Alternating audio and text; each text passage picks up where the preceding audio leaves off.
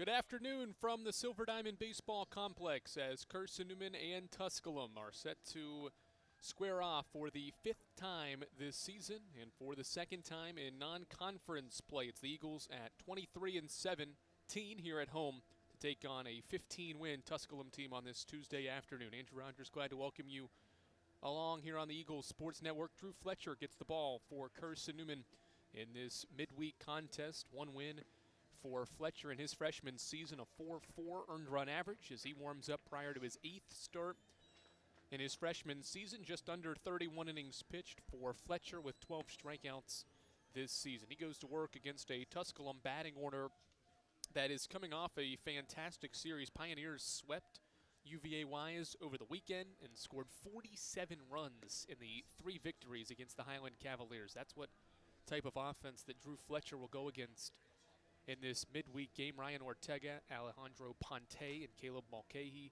will lead things off for the Pioneers. You've got Colby Watson and Jack Gagan, who have had great performances against Carson-Newman in the first 4 meetings, with Evan Cage, Steve Scarfone, Keegan Mixa, and then the 9-hitters, Evan Goins, the conference's hitter of the week and TSWA's hitter of the week as well, rounding out Tusculum's order. In this midweek matchup here from Jefferson City, Tennessee, Carson-Newman's won 3 of the first 4 between these two sides this season. Eagles will try to take a 4th in 5 meetings against Tusculum here today. Ortega will lead things off against Fletcher on what is another beautiful day here in Jefferson City, Tennessee. Carson-Newman's home games here in late March into early April have been fantastic games in terms of weather, as Fletcher's first pitch right at 3 o'clock is a called strike to Tusculum's second baseman, Ryan Ortega. 8 hits for the Pioneers' second baseman in his last 4 games. 0-1 breaking ball, misses inside for a ball. 79 degrees here at first pitch. We anticipated to get into the 80s as these two teams compete this afternoon. Some gusty winds at times as well, up to 20 miles per hour, as Fletcher winds for a 1-1 fastball away. 2 balls and 1 strike on the leadoff man Ortega to open the game. Fletcher appeared against the Pioneers, pitched against them in the first meeting of the year. That was back on February 10th. A game that he only went 2 2/3. Here's a jam shot toward right field. Strip matter into the outfield. This will float down and drop in for a base hit. Good pitch from Fletcher, but it finds no man's land in right in front of Soto Diaz for a single on the 4th pitch of the game. And now Alejandro Ponte, who is 1 for 9 in 4 games against Carson-Newman this year, stands in, batting from the left side. One of 5 left-handed bats in this Tusculum order. The only time they'll have consecutive left-handed hitters are the 6 and 7 hitters in this lineup. Fletcher works from the stretch and pitches a breaking ball that finds the strike zone to Ponte. It's 0-1. 30th start of the year for Ponte, one of some good freshmen that Tusculum has this year, hitting .398. Leads the club with 14 doubles as well. Fletcher will step off and pick over to Ortega. Just 3 stolen bases for him this year. A Tusculum team that does not steal many bases. Leadoff man aboard here for the Pioneers in the first. 0-1 pause for Fletcher. Long pause. 5 to pitch, and he fires a breaking ball high for ball 1. Fletcher has had some really good starts this season, including his last one a week ago exactly against Trevecca Nazarene. Went 5 2/3, a career long. First 5 innings were scoreless as Ponte fouls a 1-1 pitch back. It's 1-2. In that start, Fletcher was really good, did not walk a batter. And there was not much traffic. He had pitched 5 no-hit innings until the Trojans compiled a pair in that 6th inning and scored twice against the right-hander. 1-2 set, the pitch to Ponte. He's grounded sharply. It's through the left side for a base hit. So back-to-back hits as Evans fields it and falls backward and left, but the runners will just move up a spot. Ortega to second base, and Ponte has his second hit against the Eagles this year to put runners at first and second here in the opening inning, just like that. for Caleb Mulcahy. Mulcahy gets the start in center field, just the third of his season.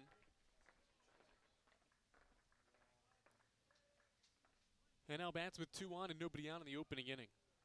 Gibson plays just even at the bag as Fletcher sets in the first one home as a swing and a miss. Drops Mulcahy to a knee as he swings and misses at Fletcher's breaking ball for a strike.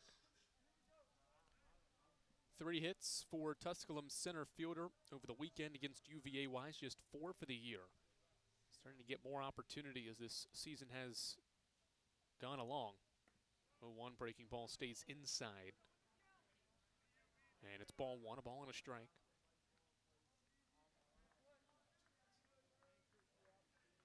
Fletcher has been Carson-Newman's midweek starter all but 1 game this season. Starting here against the Pioneers for the second time. 1-1 fastball is a strike. Kevin Hammond frames it well on the outside corner for a called strike 2. Fletcher and the Eagles trying to get an out here in the first. Back-to-back singles have opened the game for Brandon Steele's Tusculum Pioneers in this midweek game. 2 on, nobody out. Fletcher looks at second base and now pitches. Fastball hit on the ground is strip matter. He steps on second, throws it back across to first in time for a 4-3 double play. It was hit just hard enough to strip matter near second base. He gathered it himself and made a good throw to first base for the double play. 2 outs for the cleanup batter, Colby Watson, here in the first. Big double play, much needed double play for Carson-Newman's defense and Fletcher in the opening inning. And now the lefty Watson waits and grounds 1 foul back behind the screen. 0-1 on Colby Watson, making his 5th start against the Eagles this season. First baseman 4 of 14 at the plate against the Eagles this season, batting .294 for the year. He's behind in the count, 0-1 here in the first. Ortega at third. Fletcher's offering. Change up away, ball 1. These 2 teams have played 5 times or more now for the 3rd time in the last decade. Fletcher pauses the 1-1. Fastball away, 2 balls and a strike. Did it back in 2021 and did it again in 2016. Those obviously being conference tournament matchups. And who knows, maybe these 2 teams will meet again in conference tournament play in early April or early May. 2-1. Watson swings and fouls a fastball back and the count evens. Here with 2 outs in the first inning. Pioneers got 2 singles to open the inning, but a Mulcahy double play ball has Carson-Newman a pitch and an out away from a scoreless first.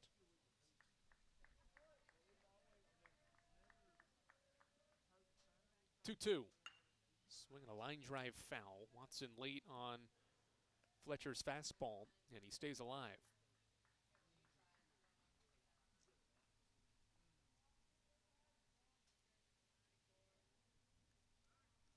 Second lefty to face Drew Fletcher here in the opening inning. And another 2-2. Another fastball. That went up to 87 miles per hour and fouled back again by Watson to stay alive.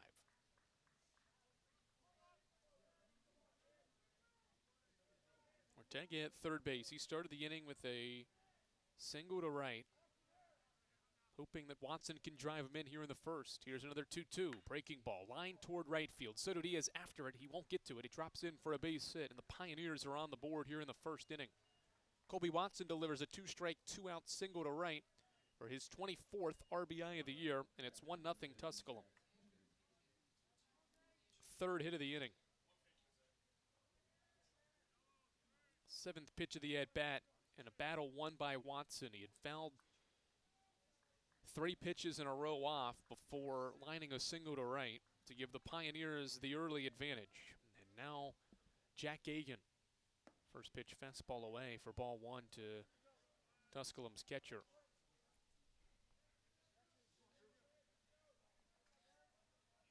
Gagan, a .270 hitter, 26th start of the year.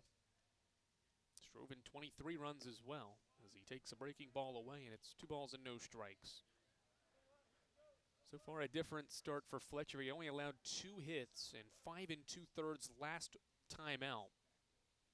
Got time called by Tusculum's runner there before the Fletcher's pitch. Now he's already given up 3 here in the opening inning. He's only allowed more than 4 hits in just 2 of his 10 appearances this year. He's allowed 3 here in the opening inning as he misses high with a fastball. And it's now 3 balls and no strikes.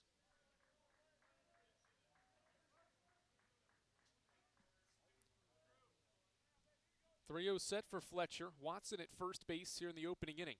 Gagan takes all the way. The breaking ball's a strike from Fletcher to work back into this count at 3-1.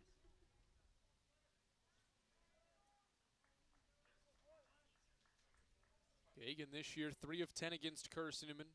He's played in all 5 games now. Waits on a 3-1. Good breaking ball. Gagan took a step toward first. He thought he had ball 4. Instead, it's strike 2. Runner will be on the move from first. When Fletcher goes home. 3 balls, 2 strikes, 2 outs. Pioneers by a run here in the opening inning. Just a foul tip by Gagan at the plate. Just barely nicked it on a breaking ball away to stay alive at 3-2.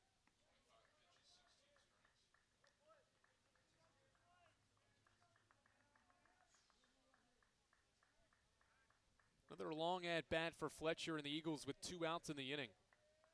3-2 again. Fastball. Called strike 3 on the corner. Gagan caught looking to end the first inning. The first strikeout for Fletcher. It's his 13th of the year, but the Pioneers have a 1-0 advantage on a 2-out Colby Watson single. Eagles bat for the first time when we return on the Eagles Sports Network. Don't know what to wear on game day? Head over to shopseeandeagles.com for all of your Carson-Newman athletics gear. You can find clothing from Adidas, Columbia, Nike, and Under Armour to cover you from head to toe. ShopSeeingEagles.com also has duffel bags, backpacks, jewelry, pet supplies, and gifts. Don't waste any more time. Prove you are the ultimate Carson-Newman fan with the official gear of the Eagles at ShopSeeingEagles.com. Visit today. Dorm food got you down? Need a home-cooked meal? Then Lisa's Country Kitchen is for you. Lisa's Country Kitchen has been feeding Carson-Newman students for 15 years. Lisa's has a family-friendly atmosphere all day long, from the morning with her $2.99 breakfast specials to dinner with Lisa's fresh, never-frozen steaks. Carson-Newman students get a 10% discount with their student ID. Lisa's Country Kitchen on Route 92 off Old Andrew Johnson Highway. The best food for the best prices.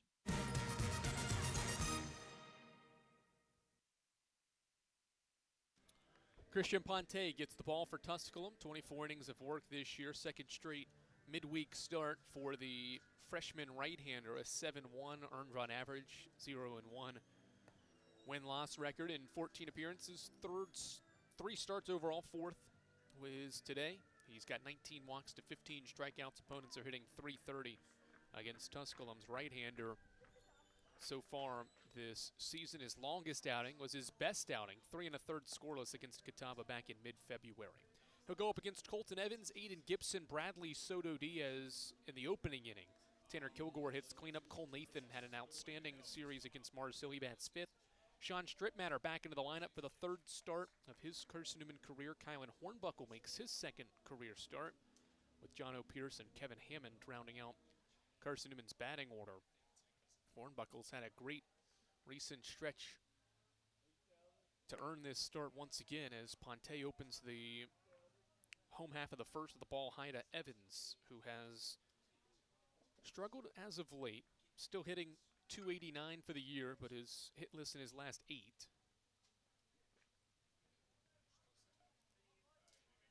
Matthew Simpson is the home plate umpire. Marcus Wilkie, the first base umpire for this non-conference game between 2 South Atlantic Conference teams. 1-0. Evans behind a fastball at 82 for a strike. Ponte gets another midweek start for this Tusculum pitching staff.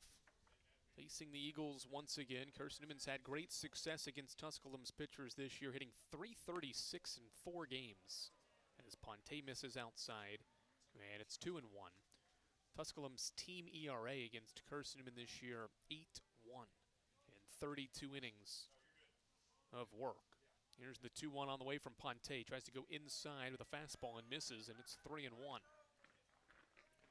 Last time out, Ponte struggled with command. He walked 3 guys in his only inning against Lee last week, a game that Tusculum lost on the road 11-1. Evans hits one sharply to short. Backhand play by Mixa in the hole. Long throw, spikes it in the turf. It skids its way across into Watson's glove for an out. Good play by Colby Watson to stick with that throw that was killing worms in the infield. It was the second bounce that Watson was able to gather that in to retire Evans for the first down of the inning. Ortega joins Watson along the right side of the infield. Mixa joined by the conference's hitter of the week, Evan Goins, at third as Aiden Gibson takes a strike. Steve Scarfone, Caleb Mulcahy, and Evan Cage go left, right in the outfield with Jack Agan, the catcher, for Ponte here on this Tuesday afternoon in Jefferson City. 0-1 set for Ponte. Fastball bounces away and goes up the first base line for a ball. Against Aiden Gibson, who's looking for his first hit against Tusculum this year. He's played in all 4 games, but is 0 of 9. Against the Pioneers here in his senior season. He stands back in for a 1-1. Hits it sharply down the left field line. The left fielder is playing in the left center gap, and so this gets all the way to the wall. It'll be extra bases easily for Aiden Gibson, who trots into second base with a 1-out double. First hit of the year for Aiden Gibson against the Pioneers comes here in the opening inning off Ponte.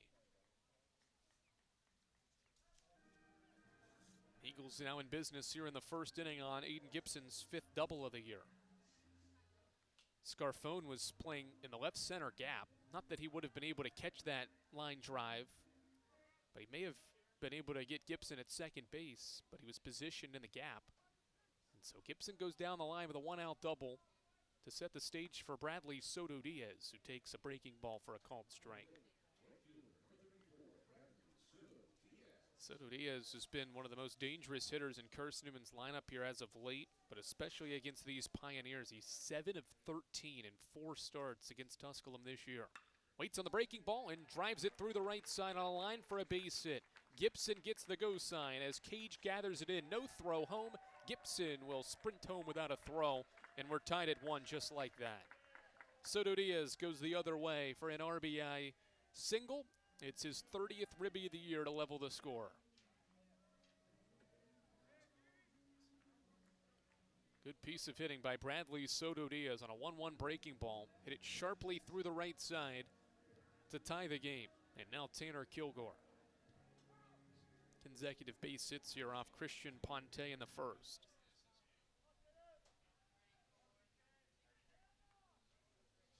One game, 1 on, 1 out for Tanner Kilgore. He takes high and inside from Ponte on a fastball. And it's a ball and no strikes on Carson-Newman's cleanup hitter in this game, Tanner Kilgore. 4 for 5 is Kilgore in 3 games against the Pioneers this season as he takes low and inside for ball 2. When he faced the Pioneers back in mid-February, early to mid-February on the 10th, he had his best game of the year and one of his best performances of his career as well, as this ball gets away from Gagan, and Soto Diaz will make a turn at second base and stop there on a wild pitch. So just like that, the Eagles have a runner in scoring position for Tanner Kilgore, who has a 3-0 count.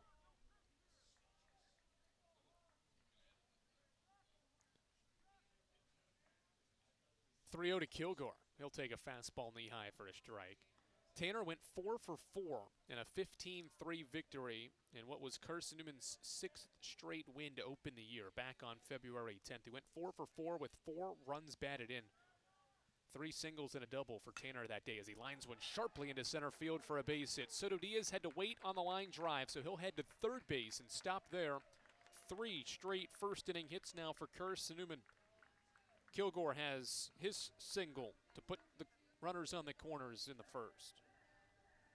First and third as Kilgore and Soto Diaz follow what Gibson has opened here in this first inning, and now Cole Nathan. Eagles squaring up some baseballs now after Evans grounded out to start the inning. Cole Nathan DHs for Carson-Newman in this game, and he gets to bat with 2 on and 1 out. Riding a 28-game on-base streak as Ponte lasers a throw to first to check on Kilgore. No tag applied, but Ponte fired a sharp throw across to first base there. Forced Kilgore to get on his horse back to the bag safely. No dive, though. Ponte sets at the chest. First one to Nathan. Fastball away. It's ball 1. Nathan hitting .297. He won the series for Carson-Newman over the weekend. He had a 7th-inning blast to help the Eagles rally from down 3 with 6 outs to play to win 7-6 and take the series against Mars Hill over the weekend. 1-0. Ball into the turf, blocked by Gagan. It's 2-0. Nathan has played some great baseball here as of late. The batting average starting to reflect that as well. And was instrumental in Carson-Newman's efforts over the weekend, going 3 for 3 in that finale. 2-0 fastball inside corner, a strike. Nathan in the midst of a 7-game hitting streak, but he's also in the midst of his longest on-base streak of his career. He's reached base safely 28 straight games, the longest by an Eagles hitter this year. He waits on a 2-1 pitch, but the corner is occupied. He'll have to wait a little longer as Ponte picks over to first base again. Pioneers started the scoring in the opening inning, top half of this first inning, with a 2-out Colby Watson single. Eagles have answered on a Soto Diaz single. He's at third.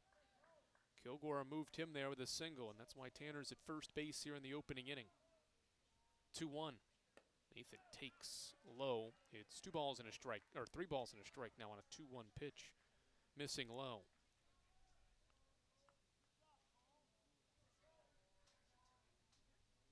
Three balls, 1 strike on Cole Nathan.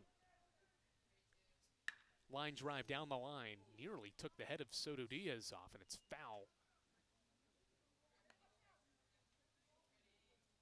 3-2. That's a good example, though, of why you always stand in foul ground if you are the runner.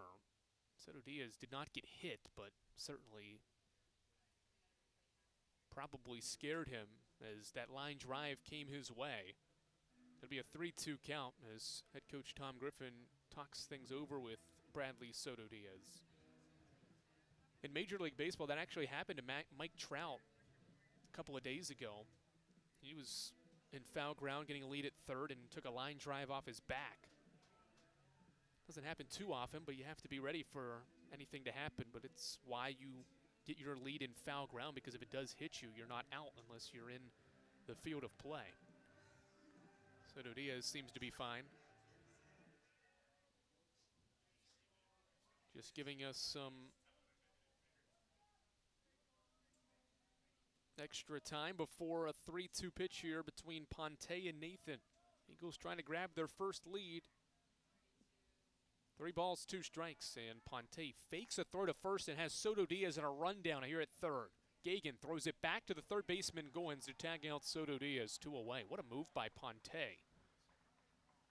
He gets Soto Diaz leaning toward third, or leaning toward home, and picks off the runner at third for the second out, and now he's a pitch away from getting out of this inning. Soto Diaz tried to stay in the rundown as long as he could, but Tusculum executed it well. Ponte in this at-bat alone had thrown twice to first, and that time he faked a throw to first, turned back, and had Soto Diaz leaning toward home for the second out of the inning. 3 balls, 2 strikes now. Cole Nathan bats with 1 on. Kilgore takes off, breaking balls high, and it's ball 4. First and second now, with 2 outs for Sean Strittmatter. All of Sean's starts this year have been in midweek games. He made a start against Shorter a couple of weeks ago. He made his first career start against Trevecca Nazarene in early March. Makes his 14th appearance and third start here today, hitting .385. First pitch, fastball inside corner, a strike. 2 on, 2 out, the scenario here for Strittmatter. 5 hits, a couple of runs batted in for Strittmatter this year. Ponte sets, glove at his chest, lifts the left leg and fires in a breaking ball for a called strike 2. Runners on base for Strittmatter. This season with runners on, he's got 4 hits, 4 of his 5 hits with runners on base this season. Batting with 2 on, 2 out, but there's 2 strikes on him. The pitch from Ponte. Breaking ball never broke toward the plate. It stayed well high, and it's 1-2. Extended first inning for both of these two teams. Tusculum sent 5 to the plate in the first, scored once. Carson-Newman's got its 6th batter to the inning at the plate and has scored once as well. Both teams have 3 hits as well here in the opening inning. 1 ball and 2 strikes. 2 on, 2 out in the opening inning. And Strittmatter takes high on a fastball. It's 2-2. Now up to 25 pitches is Christian Ponte. Drew Fletcher in the top half of this first through 26. 2-2. Strittmatter fouls it off, stays alive.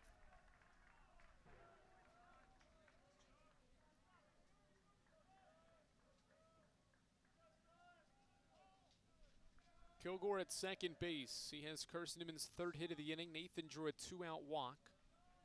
He's at first. Strittmatter rounds one sharply toward the first base dugout, and it goes foul. And ricochets over to Carson-Newman's dugout.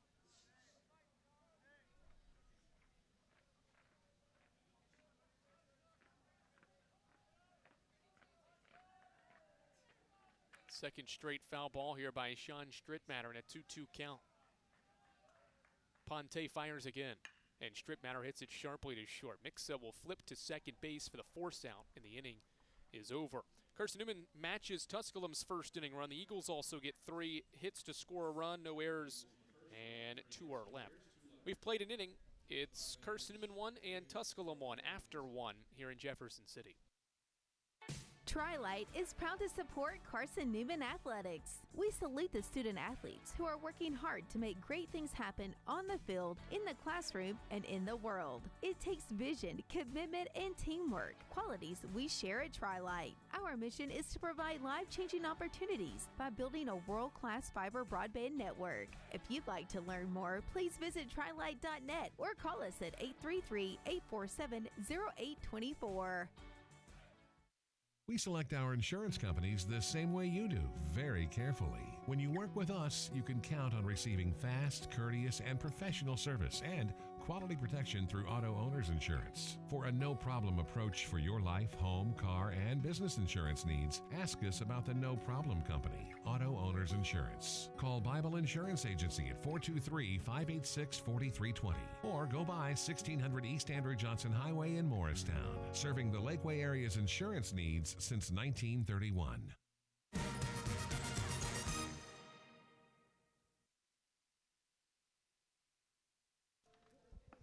Andrew Rogers, glad to tell you that we are back here at the Silver Diamond Baseball Complex. This is the first of a 5-game homestand for Carson-Newman to finish off the 2026 home slate for Tom Griffin's team. The Eagles are 10-10 this year at home, and surprisingly, the Eagles are 6 games above 500 on the road, a better road record than at home this season, but 3 wins during this 5-game homestand for Carson-Newman can secure a winning record here at the Silver Diamond Baseball Complex in 2026.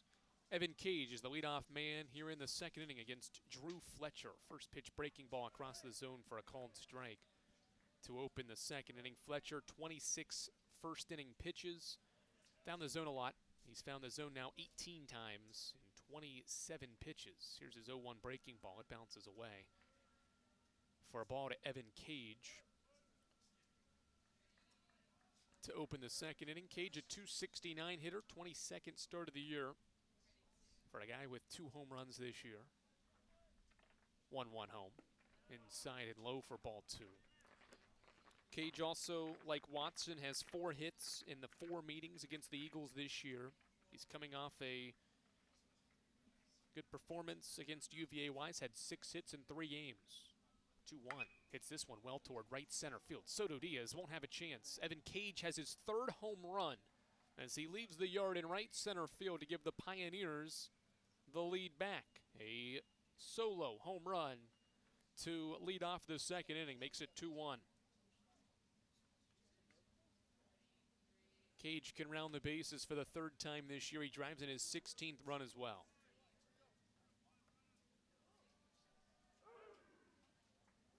Left-handed hitters have had great success so far against Drew Fletcher. 3 of the 4 hits are by lefties, and Tusculum's first 3 left-handed batters have base hits against Fletcher as well. And now Steve Scarfone. Breaking ball, a strike to another lefty. The 7-hitter Scarfone hits in 3 of his last 4 games. He's only had 4 plate appearances against Carson-Newman this year. 2 of 4 is his average as Fletcher misses with a breaking ball away. It's a 1-1 count.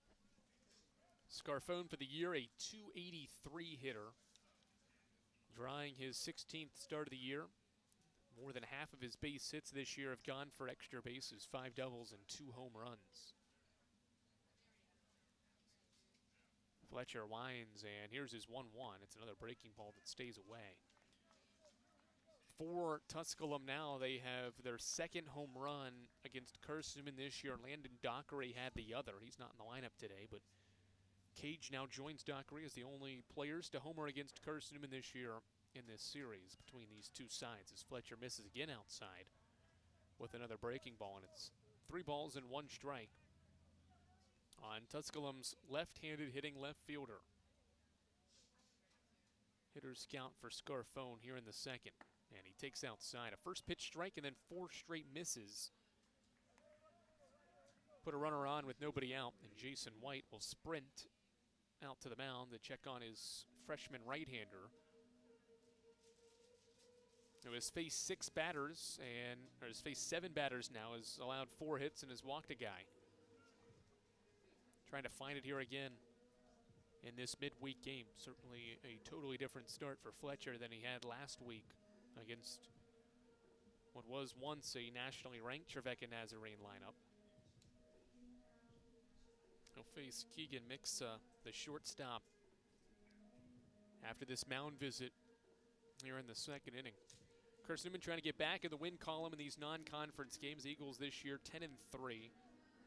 Only 2 teams, though, have defeated Carson-Newman in out-of-league games. Lee won here 9-2 in late February, and then Trevecca Nazarene swept a season series with Carson-Newman, winning 2 games by a combined 3 runs. Those are the only midweek losses for this Carson-Newman baseball team this year. First one to Mixa. Line drive towards center field. Hornbuckle waits on it, now comes in at the last second to make the catch. He'll throw to first base, and the throw just late as Scarfone was halfway between the bases trying to see if Hornbuckle was going to catch that. He did, knee high, and then trying to pick off Scarfone. And there's one away. So a good response here from Fletcher after the mound visit. A first pitch fly out for the first out of the 2nd inning. And now Evan Goins. One away for the 9-hitter and the conference's hitter of the week. Takes a called strike. TSWA's player of the week as well, batting for Tusculum. He went 8 of 11 against Wise over the weekend as he takes changeup away. It's 1-1. He went 8 for 11 with 3 home runs and 7 runs batted in.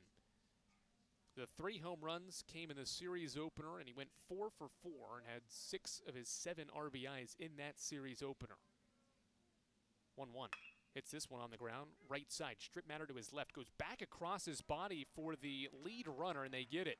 That was a risky play by Strittmatter, but he made it with John O'Pierce covering short. They get the lead runner for the 2nd out of the inning on the fielder's choice. 4-6 play there at second base for for the second out of the inning, and now back to the top for Ryan Ortega.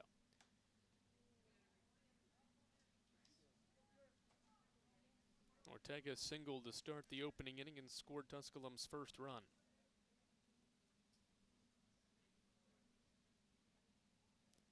First one home, a fastball high for a ball. Said Carson-Newman's defense didn't do that in the opening inning. Sean Strittmatter at second base for his second career start at second. Tanner Kilgore starts at first base for the fourth time this year. John O'Pierce, Saden Gibson make up third base and shortstop for Carson-Newman as Ortega takes a breaking ball for a called strike. Colton Evans back out in left field for Carson-Newman, his 10th start of the year. Equals 8-1 when he starts in left this year. Kylan Hornbuckle makes his second straight start in center field, with Bradley Soto Diaz manning right for the 39th time this year.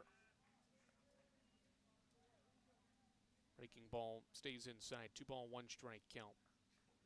2 away. A run already in for the Pioneers here in the second inning. A leadoff Evan Cage home run in this second inning. 2-1. Ortega takes a strike and the count evens.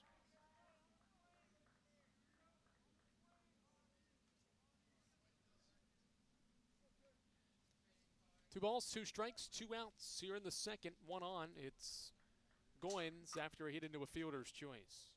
Ortega bats for the second straight inning and hits one well out toward left field. He was out in front of a breaking ball and hooks it foul and out of play. Would have been enough for a home run, but Ortega was out in front. Would have been his 3rd home run of the year had it stayed fair.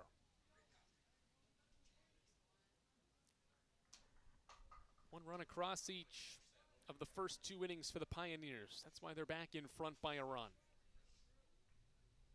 Long look in for Fletcher.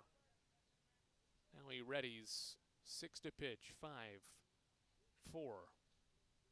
And now he pitches with 3. It's a fastball hit softly toward Gibson. He'll field on the run, throw across, and it is not in time. It's an infield single for Ortega. Back-to-back singles in his first 2 plate appearances. But runners on first and second base. Call made from Marcus Wilkie behind the pitcher's mound. And there's 2 on and 2 out for the 2-hitter Alejandro Ponte. Ponte has one of the 5 hits for the Pioneers. Fastball away. It's ball 1 on the 46th pitch of Drew Fletcher's 8th start of the year. He has had to work hard for his outs in the first 10 batters that he has faced. Working with 2 on and 2 out here in the second inning. His team down a run. Fletcher's 1-0. Breaking ball drops in for a called strike knee-high to Ponte at 71.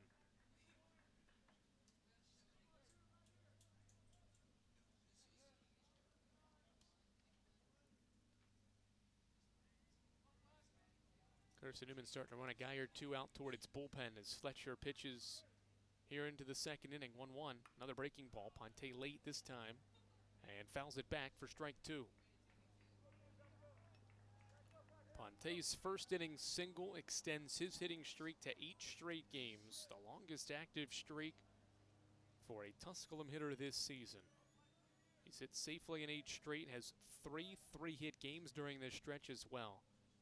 Hoping to add to a multi-hit performance already with 2 on and 2 out in the second. Fletcher sets a long look at second base and he steps off.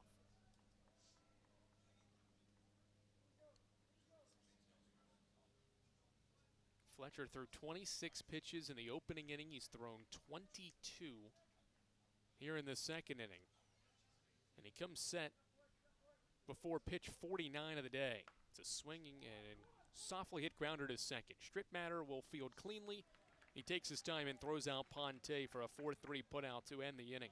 Pioneers add another run on a couple of hits. It's Evan Cage's leadoff home run that puts Tusculum back in front 2-1 after an inning and a half here on the Eagles Sports Network. How do you know you're in a community, not just a town? Well, strangers smile as they walk by. They refill your coffee without you asking. And when you ask directions, people offer to walk you there. Communities give more. The way you know when you walk into First Bank that you are in a real community bank. Great products, direct access to your local bankers, and relationships that can last a lifetime. Don't just have an account. Have a community with First Bank. Member FDIC. At InterDigital, we strive to be a leading provider of cutting-edge digital and marketing solutions.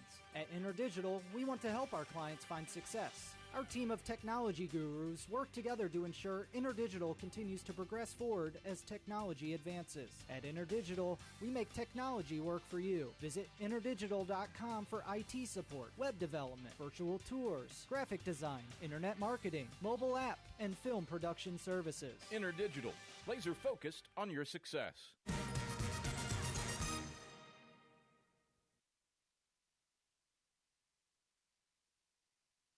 Evan Cage has given Tusculum the lead back. A leadoff home run here in the second inning as the Pioneers up 2-1 as Carson-Newman bats for the second time.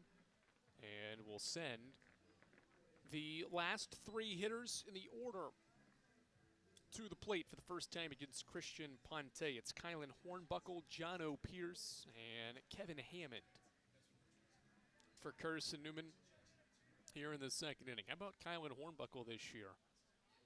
3 hits and 13 at-bats. All 3 hits are for extra bases. He hits one sharply down the line in third for a foul ball. His first 2 hits of the year were triples.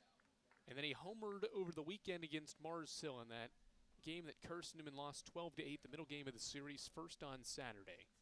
0-1 breaking ball stays high to the redshirt junior outfielder from Boaz, Alabama, Kylan Hornbuckle.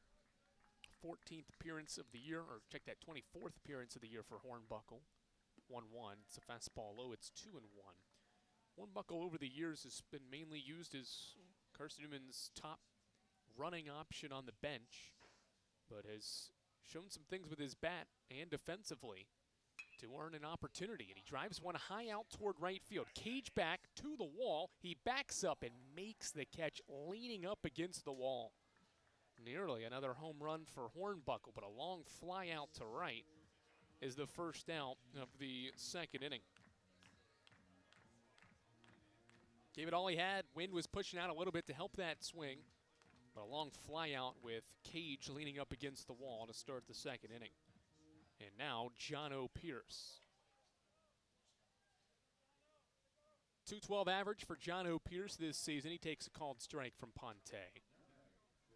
Jono making his 30th start in what is his first season in the orange and blue. For a Carson-Newman team today wearing the Carolina blue uniform. Pinstripe pants as Pierce takes away. Ponte and the Pioneers in black today. Black hats, gray pants. For what is the first meeting and only meeting between these two teams here in Jefferson City, Tennessee this season. Fastball runs inside. It's 2-1. Since the 1990 season, Carson-Newman is 27-24 here at home against Tusculum. Pierce takes low. It's ball 3. A first pitch strike. Now 3 straight misses. Carson-Newman's won 4 of the last 5 here at home against Tusculum. 3-1 to Pierce. He'll take a called strike. Tossed his bat toward third and was headed to first base, but Matthew Simpson, the game's home plate umpire, called him for strike 2.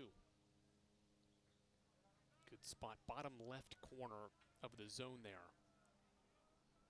And now Pierce stands back in for a payoff from Ponte, and he got hit by it. Hit by pitch gives Carson-Newman a 1-out batter, or a 1-out runner for the batter, Kevin Hammond, last one to face Ponte. Another midweek start for Kevin Hammond. He started against this Tusculum team earlier this year. 6 career starts, now 7 this year. 2 hits, 13 at-bats for Hammond, and an RBI this year. He gets to bat for the first time. He's 0 for 2 this year against the Pioneers and takes a called strike. Ponte up to 39 pitches now. Another extended inning, first inning for him. 20 pitches of his 39 have been strikes. Freebie has given Carson-Newman a runner here in the second inning. Hammond takes outside, 1-1.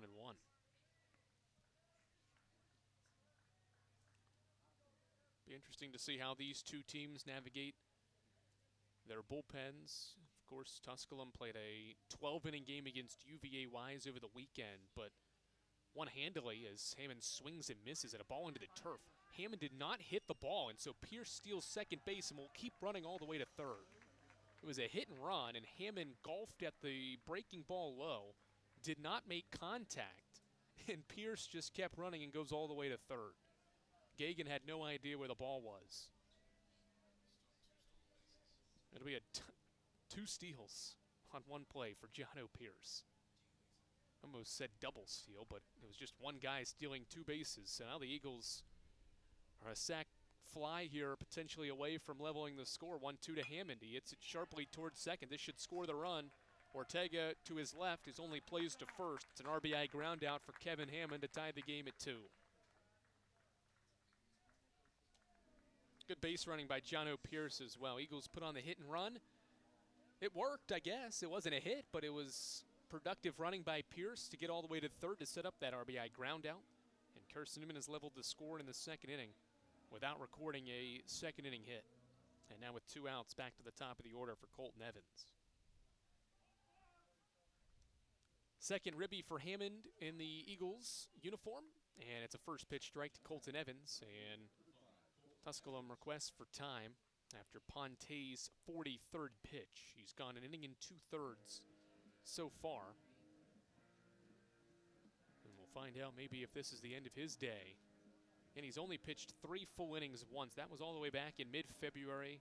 3 1/3 scoreless against, at the time, 11th ranked Catawba. He threw 2 innings of 1-run ball against Carson-Newman back in late February. Recorded 4 outs in the weekend series several weeks ago against the Eagles, getting a 3rd opportunity against Carson-Newman. And having a conversation with one of his coaches as Ponte will stay in the game after the first pitch strike to Colton Evans. We've had at least a run. We've had exactly a run in each half inning of this midweek contest that is 46 minutes in. Pioneers already have 5 hits. Carson-Newman has 3. They were all in the first inning as Evans sees this one bounce away from Gagan. It's a ball. 2-2 game in the second. Evans, the left fielder, batting for the second straight inning with 2 outs here against Ponte. It's a 1-ball, 1-strike count. Ponte readies and fires. Chopper foul. Over top Tom Griffin in his leaned over stance at third. Didn't have to move to get out of the way of the ground ball in foul territory, and it's strike 2.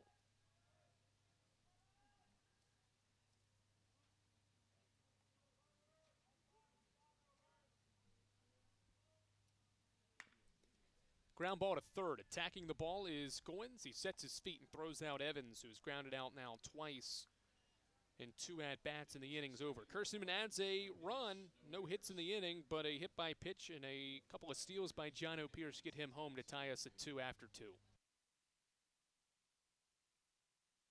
Sure, we've been around a while, 171 years to be exact. We know the power of a liberal arts-based Christian education and the tremendous potential of what can be found on this campus, within this community.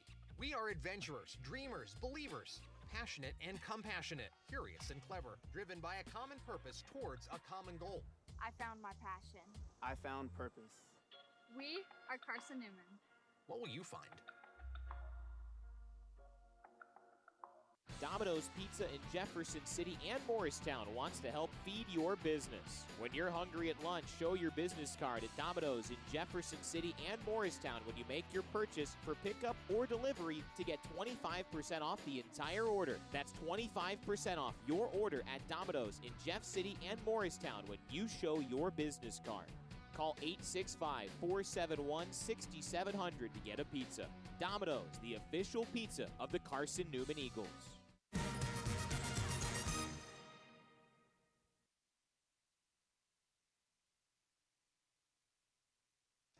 All right, Carson-Newman's gone to the bullpen for the first time in this midweek game. At the top of the third inning. We're tied at 2, and James Salico takes over for Carson-Newman on the mound. Here in the third inning, Salico is a 6'4" senior right-hander, making his 7th appearance of the season, a 6.7 ERA for Salico in 5 1/3 innings this year, 2 walks, 4 strikeouts.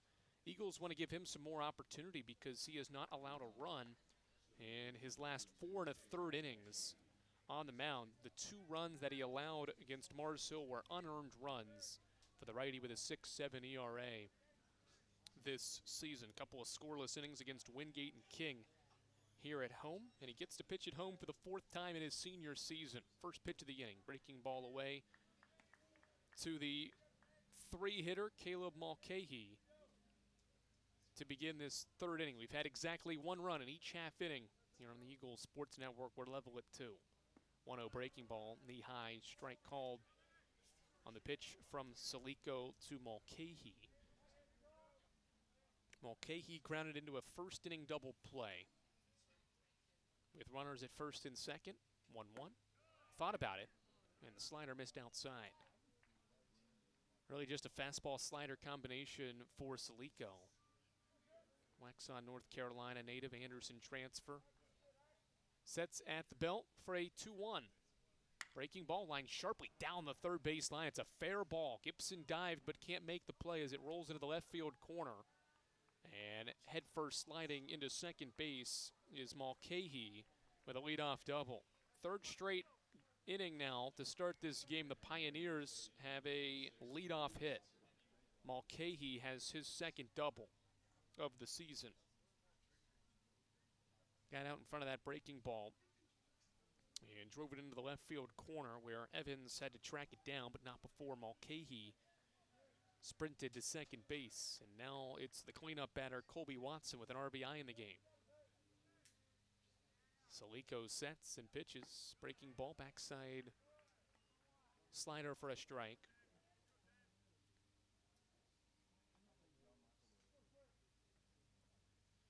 Watson has that batting average back above 300 with a RBI single in the first inning. Salico looks at second, pitches fastball away. 1-1. Carson-Newman's pitching staff entering this game has posted a 3.7 earned run average, 3.77 in 4 games against Tusculum this season, but has already allowed 6 hits and 2 runs, 2+ innings into this non-conference game between these two sides. 1-1 pause for Salico. Watson lines it sharply to short, right to Pierce, fakes the throw to second base, and there's one away. Good positioning there by Pierce, just to his right of the second base bag to catch the line drive out for the first out of the third.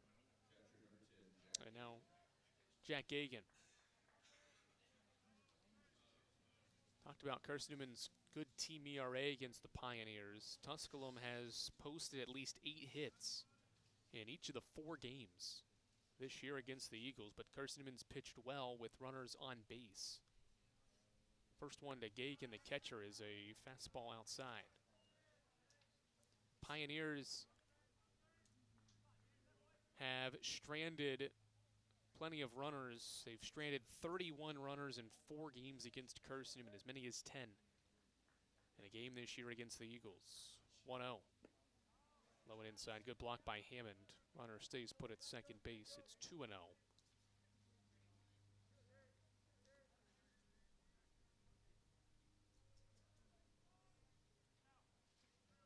Carson-Newman on the offensive side has double-digit hits in each of the 4 games against the Pioneers this year.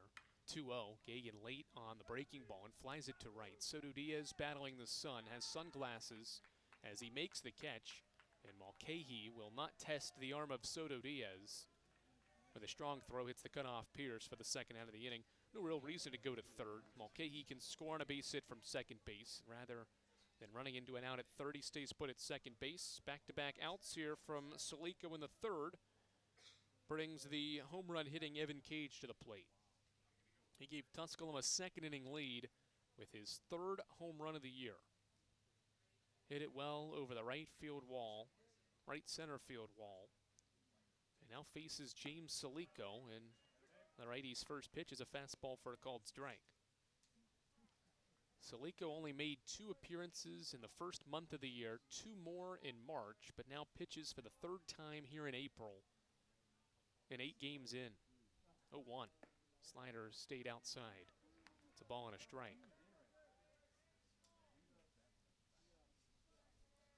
Eagles, despite playing a competitive, close series with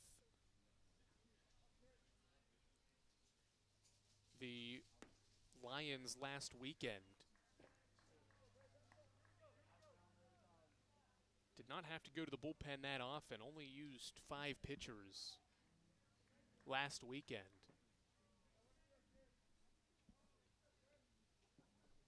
Out of the bullpen, Brock Culpepper took care of the first game, 3 1/3 scoreless. The Eagles didn't go to the pen in the series finale.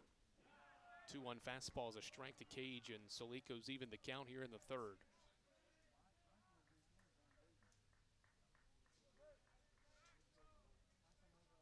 Two balls, 2 strikes. Tusculum has a runner at second. Caleb Mulcahy's leadoff base hit. He had a double to open the inning. He's still at second, and Cage grounds one sharply to short. Pierce to his left. Fields it cleanly, sets his feet. A low throw. Kilgore handles. Inning over. Good pitching by James Salico after the leadoff double. Line out, fly out, ground out to help him pitch a scoreless 3rd here on the Eagles Sports Network. Domino's Pizza in Jefferson City has deals for Carson-Newman students. Bring in your valid student ID when you order for pickup or delivery, and Domino's in Jefferson City will give you a steaming hot large 1-topping pizza for $4.99. That's a large 1-topping pizza for Carson-Newman students for $4.99 at Domino's in Jeff City. Call 865-471-6700 to order. That's 865-471-6700. Domino's, the official pizza of the Carson-Newman Eagles. Okay, let's see. I'm ready to do this. Carson-Newman. It's been around since 1851. Lots of flexible online programs. Wow. World-class accredited academics. A faith and learning environment with professors who really care about me. A top 10 best value school. Carson-Newman gives $48 million a year in financial aid. This is the perfect place. I'm in.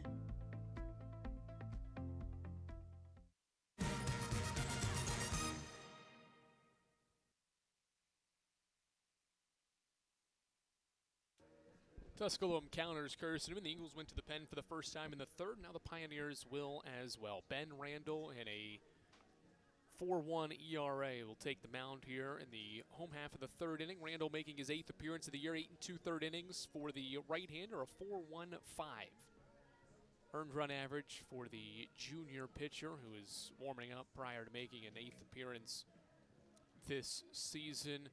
He gave up 2 hits and 4 runs back in that February 10th meeting, and then got 2 outs in that series finale win for Carson-Newman on March 21st. It was a 7-0 Eagles victory that day.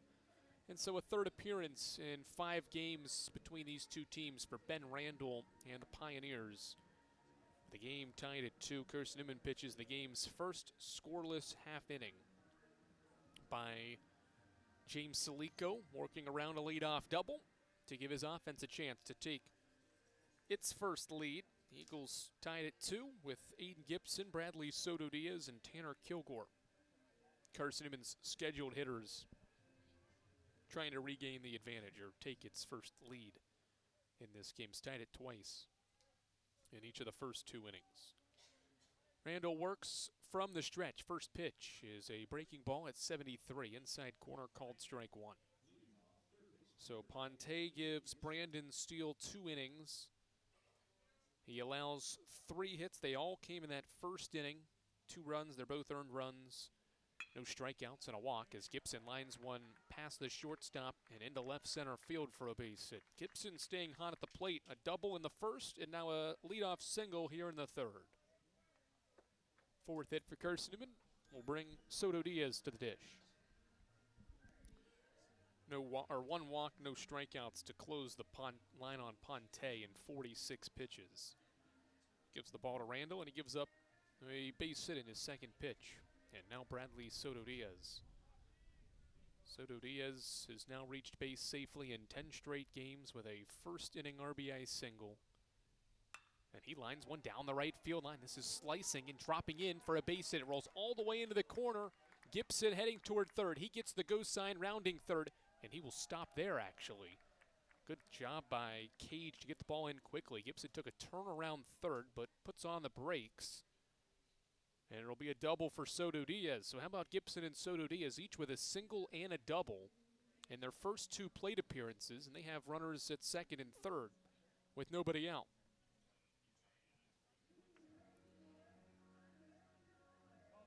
Gibson goes from first to third on the hit. Soto Diaz has his 11th double of the year. And Carson-Newman's second of the day. First one at Kilgore. Inside corner breaking ball's a strike. Good RBI opportunity for Kilgore. He singled in the opening inning. Part of a stretch where Gibson, Soto Diaz, and Tanner went back to back to back with base hits in that first inning. 0-1. Kilgore jammed on an inside fastball and dribbles it up the line at third, foul. Strike two.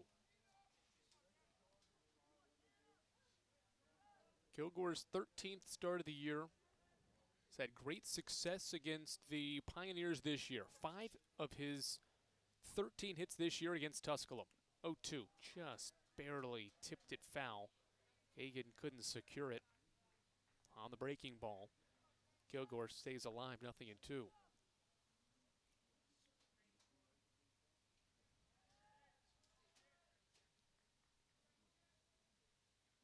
Line drive back up the middle of base hit. One run is in. Soto Diaz gets the go sign. The throw is cut off at second base. It's a 2-run single for Tanner Kilgore, and Carson-Newman has its first lead. It's 4-2. Just like the first inning, the Eagles have 3 consecutive hits from Gibson, Soto Diaz, and Kilgore to gain their first lead. 4-2 here in the third. It's a good example why, with nobody out, no reason to send the runners, especially if it would have been a close play on that Soto Diaz double. Eagles elected to keep Gibson in scoring position there. Kilgore delivers with a 2-run single for RBI's 11 and 12 of his season. And now Cole Nathan's turn. And he takes an elevated fastball for a strike. Eagles now up to 6 hits. Both teams have 6 hits, but Carson-Newman has 2 extra runs on Kilgore's 2-run single here in the third. Ben Randall looking for his first out of the pen. 0-1 breaking ball, drops below the zone for a ball.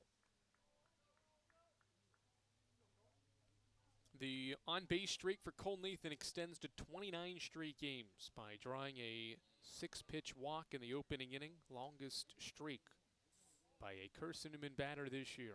1-1. Another breaking ball on the turf, 2-1. How about Kilgore as well, by the way, starting to work his way back into Carson-Newman's lineup. He has a 5-game hitting streak and a 5-game on-base streak with a multi-hit performance in this one already. 2-1 set for Randall. Inside fastball makes it 3-1. Randall rattled now. 11 pitches to now 4 batters. He's allowed 3 hits and 2 runs so far. Yet to record an out of the bullpen here in the third. A 3-1 pause and the pitch to Nathan. A check swing ground ball that'll bounce its way through into the outfield. It's actually gathered by Ortega. And it'll be an infield single for Nathan to extend his hitting streak. Just at the last second, Ortega was able to snare that checked swing ground ball. He was in the outfield. By the time he got to it, Nathan was already at first. And it's a 4th straight hit here in the third against Randall.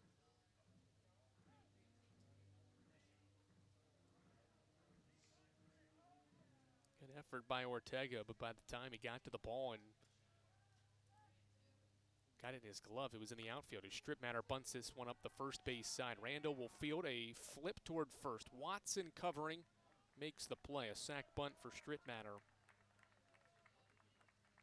Will advance Kilgore to third base and Cole Nathan to second with 1 away for Kylan Hornbuckle.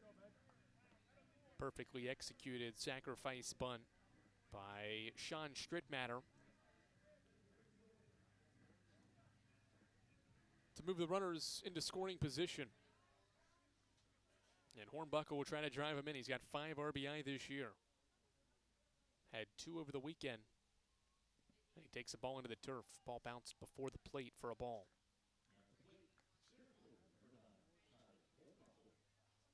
Only out recorded is one that Carson-Newman has in this 3rd inning on that sac bunt. Hornbuckle takes away on a ball again that bounced into the turf. And in front of the plate, it's 2 balls and no strikes. First base is open, but rather not load him up with John O'Pierce waiting on deck.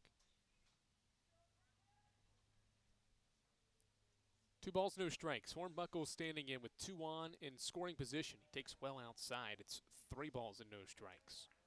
Randall hasn't been close with his 3 pitches to Carson-Newman, the center fielder here in the 3rd. Figure the junior outfielder here is taking all the way. With how inconsistent Randall's been in his at-bat here, and his breaking ball drops below the zone. 4-pitch walk. 4th one was the closest of the pitches that all missed, and that'll be the end of the line for Ben Randall. The only out he gets was a sac bunt. Single, double, single, single, sac bunt, and walk is how this 3rd inning has gone for Carson-Newman. They have the bases loaded and have already scored twice to take a 4-2 lead in the 3rd. We'll tell you who the new pitcher is. It's a left-hander for the Pioneers that comes to the mound after this on the Eagle Sports Network.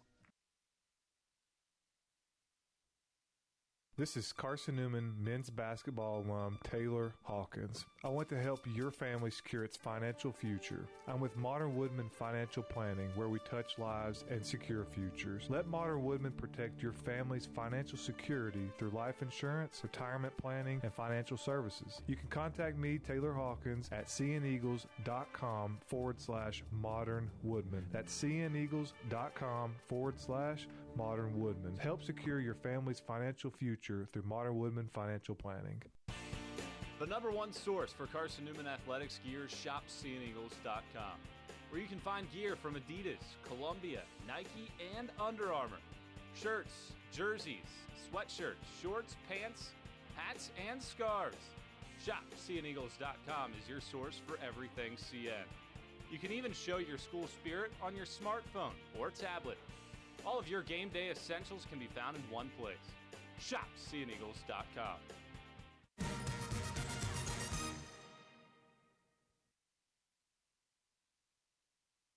3rd pitcher for Tusculum, 2nd of the inning, is Payne Ladd, a left-hander with 11 1/3 innings this year, 7.1 ERA, 5 strikeouts, 7 walks. In his 2nd season with the Pioneers, he will pitch against Carson-Newman for the 2nd time this year, an inning and 2/3 scoreless in the series finale against the Eagles back on March 21st. A lot of his appearances have come late in the year, made 2 February appearances, then did not pitch for over a month until an opportunity against Trevecca on March 18th. But since that March 18th meeting with the Trojans in that outing, he has pitched in 6 of the last 12 games for Tusculum this season. Payne Ladd on the mound, bases loaded for Carson-Newman. It's John O'Pierce, the batter. John O'Pierce batting with the bases loaded. The Eagles up by 2. First one from Ladd, breaking ball well high. Pierce this year has the 2nd most at-bats with the bases loaded for Carson-Newman. He's 0 for 11 with the bases loaded this year. Only Aiden Gibson has more at-bats with the bases loaded. 1-0. High fastball. It is 2 balls and no strikes. Pierce was hit by a 3-2 pitch in his first at-bat, which came last half inning. He stole 2 bases to eventually score on a ground out. Bases loaded, 6 straight balls from Tusculum's pitchers, and now a strike. Inside corner.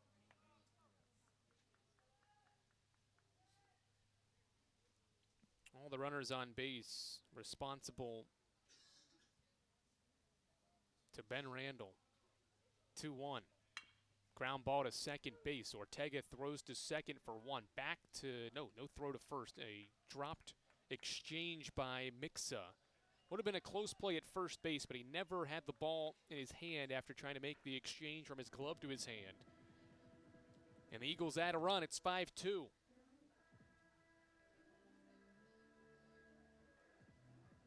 go down as a base hit for Pierce, but he does get the Eagles a fifth run and a third here in the inning. Scoring Kilgore from third base, Nathan to third. Hornbuckle, the runner out at second base, as Pierce takes the spot at first on the fielder's choice to score a fifth run as Kevin Hammond takes a high fastball for a ball. Fifth RBI of the year for John O. Pierce. Now Hammond with an RBI opportunity. He's drove in two this year. Batting here with the corners occupied. 1-0 breaking ball stays inside. This is Carson-Newman's eighth batter of the inning. The first four of this third inning recorded a base hit.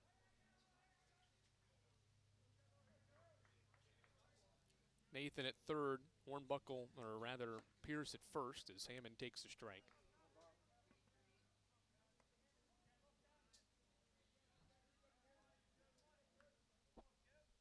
Kilgore a two-run single, Pierce at first after his RBI fielder's choice. Those are how the runs have scored for a Carson-Newman offense with 7 hits already.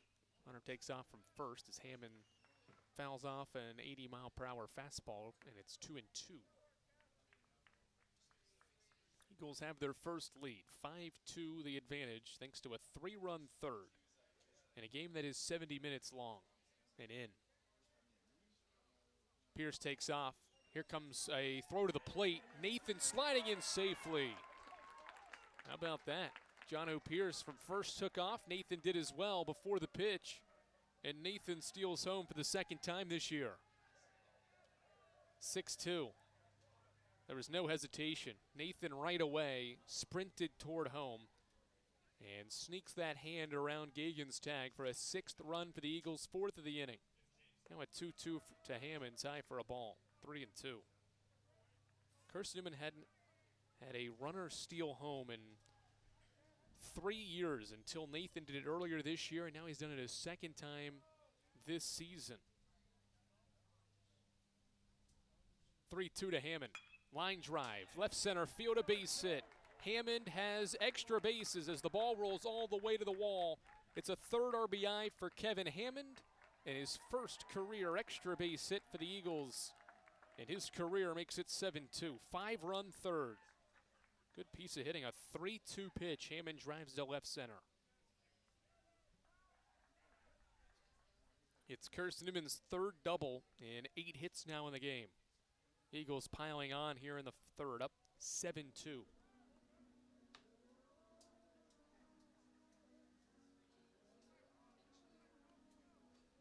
Ninth batter of the inning is Colton Evans. With Hammond at second base. Evans 0 for 2 facing the lefty lad, and the pitch is inside and low.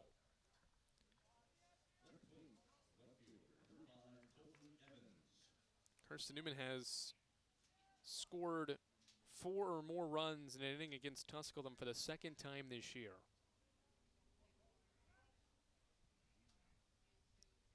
Lefty lad pitches, and Evans bounces one softly towards second. Ortega ranges all the way over, has trouble with the exchange, and Evans beats it out. It's another infield single, the second one to second base here in the third inning. Evans has his first hit, and now the corners are occupied. Well, Ortega had to make a long run. He was playing more towards second, got to the ball when it stayed in the infield, but couldn't get the ball out of his mitt in time. And by the time he did to make a throw, Evans was closer to first and beats out the throw. It's an infield single, and Carson-Newman will send a 10th batter to the plate here in the third. It's Aiden Gibson, and he takes a breaking ball from the lefty lad for a called strike that dropped in at 67 miles per hour. It's 0-1. Now Aiden Gibson halfway to the cycle, one of 2 Eagles halfway to the cycle already. First inning double and a leadoff single in this extended third inning for Carson-Newman. Evans checked on at first.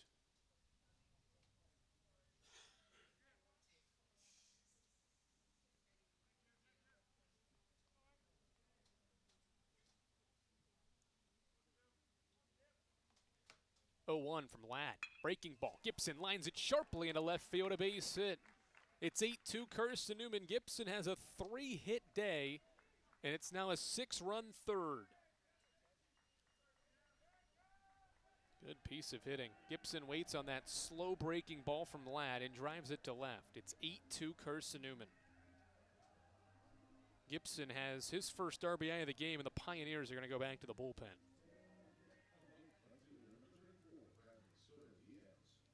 Carson-Newman's offense has exploded here in the third. They have scored 6 times on 7 hits. Gibson has 2 of the 7. And he just drove in the 6th run of the inning for Carson-Newman. The lead is 6. It's 8-2. Pioneers have a new pitcher coming in after this.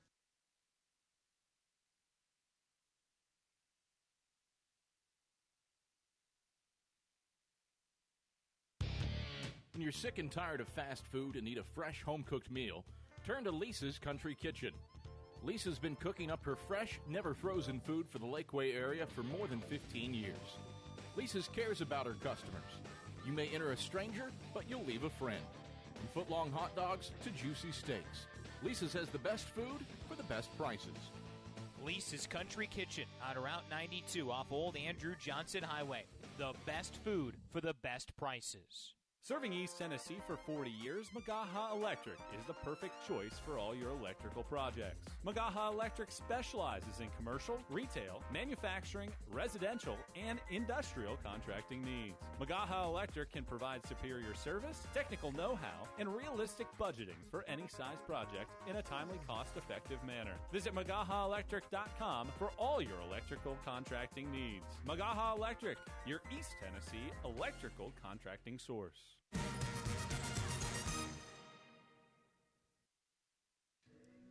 8-2 game. The Pioneers are pitching a third different arm in this third inning. 2 on, 2 out as Drew Slawinski warms up prior to a third appearance this year. He threw a scoreless inning against UVA Wise. His last appearance was all the way back, which was his first one, all the way back on February 10th. He got the start against Carson-Newman in that midweek game on the 10th of February. Gave up 2 hits, 4 runs, walked 2 as well. Could not find the zone, and when he did, Carson-Newman was ready for it. And now Slawinski, for the 3rd time this year and 2nd time against Carson-Newman, will pitch against the Eagles. It'll be his 56th career outing. He's recovering from an injury that kept him out of his entire 2025 season, but has been an arm that has been reliable for the Pioneers. In 2022, he had a 3.8 ERA in 42 innings as a freshman. As a sophomore, he had a 5.5 ERA in 40 innings. And then his junior season, 2024, he had a 5.1 ERA, a career 5.1 ERA for Drew Slawinski with 108 strikeouts, but has had limited opportunity in his return to the plate. All right, Carson-Newman will have a pinch hitter. Bradley Soto-Diaz will not bat in his spot here. It'll be Ryan Bolton to swing the bat for Carson-Newman. After Soto-Diaz went 2 for 2 with a double earlier this inning, it's Ryan Bolton to pinch hit for the Eagles with 2 on and 2 out. 11th batter of the inning for Carson-Newman. First pitch to Bolton, high and inside. Eagles pouring it on here. Bolton and the Eagles have now scored 4 runs or more in an inning for the 27th time this year. Most runs in an inning for Carson-Newman was 8.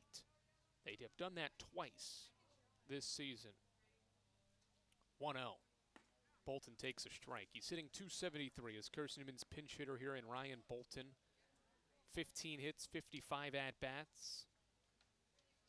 And is a .333 hitter with runners on base. He's got runners in scoring position. He's got Evans there at second with 2 outs. Gibson at first.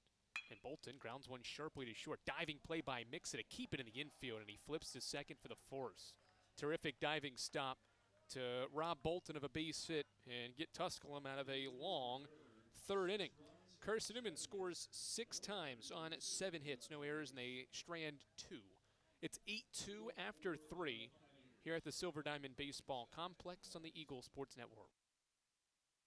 There's something about a small community that unites us, whether it's cheering on our favorite team or the way we come together in a crisis.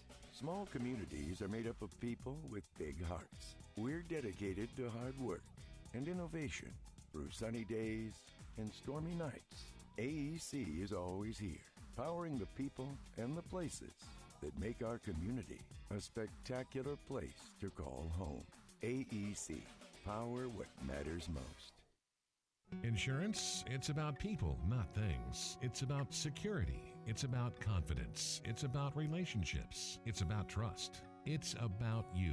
As a local independent agent, Bible Insurance Agency can design an insurance program that's just right for you and your family. Give the people you love safe, sound, secure protection from Auto Owners Insurance. Call Bible Insurance Agency 423-586-4320 or go by 1600 East Andrew Johnson Highway in Morristown.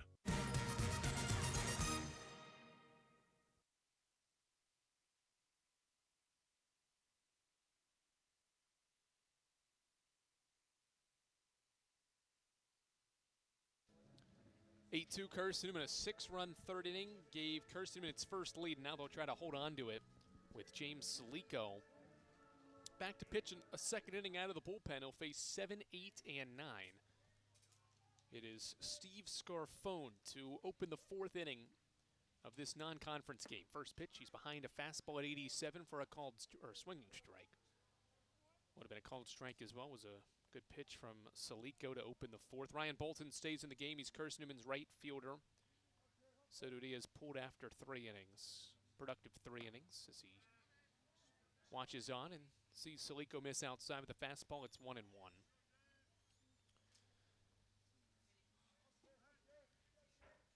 Carson-Newman with another strong inning offensively. 27th time this year the Eagles have scored 4 more in an inning as Salico takes outside or misses outside. For the Eagles offensively, it's the 11th time the team has scored 6 times or more in 1 inning this year. Scarfone takes a breaking ball at 76 for a strike, and it's 2-2. Scarfone drew a walk in the second inning and golfs one high to right. Bolton getting some action, going back to the wall. Does he have enough room? He does. At the warning track to make the catch. On a ball that was hit 96 miles per hour off the bat of Scarfone, it's a long fly out to open the fourth. Ball carried a little bit with the wind, but Bolton immediately into the game, tested in right, makes the catch, tracking it to deep right for the first out of the inning, and now it's Keegan Mixa. 0 for 1, he flew out to center in the second inning. And Salico fires in a slider for a called strike. Good work here from James Salico. Carson-Newman's bullpen's been tested this year. Salico trying to prove that he's a viable option here as this season and regular season comes to an end and the conference tournament looms in the coming weeks. 1-1 count as he misses low. Salico has 3 consecutive scoreless outings. If he can do it again here, it'd be 4 straight. Fly ball out towards center field. Hornbuckle on his horse, running out near the wall, and on the run makes the catch just shy of the warning track. A couple of flyouts to straightaway center for Mixa, and there's 2 flyouts to open up this fourth inning for the Pioneers. Now the 9-hitter Evan Goins bats. Good job by Hornbuckle. Got a good beat on that baseball that was hit well. But flies out on the hard contact, hit 93 off the bat, and it's 2 away for Goins. Conference's hitter of the week takes outside for a ball. Carson-Newman offensively on the flip side, 10 hits already, 3 at-bats, 3 chances to hit, and they've done that without their best hitter statistically in Logan Floyd as Salico misses outside for a ball. Floyd not in the lineup today, but you wouldn't know that with the way Carson-Newman has swung the bat in this game so far. 8 runs on 10 hits in 3 innings. 2 balls, no strikes. The pitch to Goins. Fastball low. It's 3 balls and no strikes. Top of the order is next. Ryan Ortega's 2 for 2. Hoping for an opportunity in the fourth. Trying to help the Pioneers rally from down 6 here early on. And it's a 4-pitch walk. First free pass by Soliko in the second by Carson-Newman's pitching staff today. 2-out runner for Ryan Ortega. Ortega has 2 singles. The first inning single was a bloop single to right, and then his single in the second inning was an infield single to third.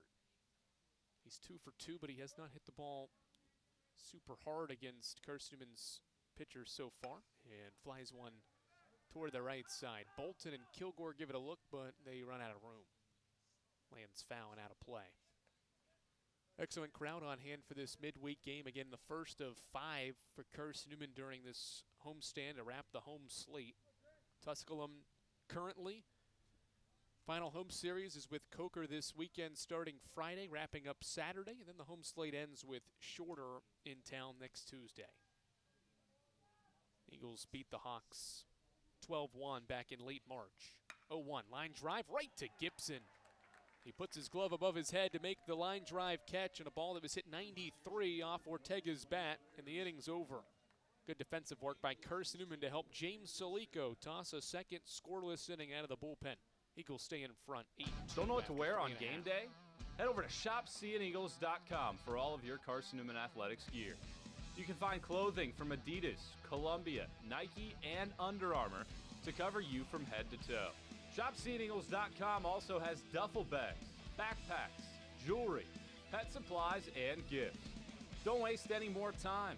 Prove you are the ultimate Carson-Newman fan with the official gear of the Eagles at ShopSeeAndEagles.com. Visit today. Dorm food got you down? Need a home-cooked meal? Then Lisa's Country Kitchen is for you. Lisa's Country Kitchen has been feeding Carson-Newman students for 15 years. Lisa's has a family-friendly atmosphere all day long. From the morning with her $2.99 breakfast specials to dinner with Lisa's fresh, never-frozen steaks. Carson-Newman students get a 10% discount with their student ID. Lisa's Country Kitchen on Route 92 off Old Andrew Johnson Highway. The best food for the best prices.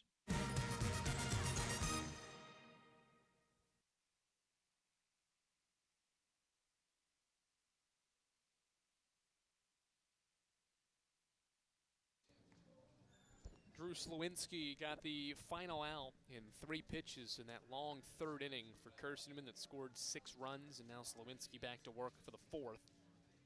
With Carson-Newman in front 8-2 here on the Eagles Sports Network. Carson-Newman has had great success this year in non-conference play.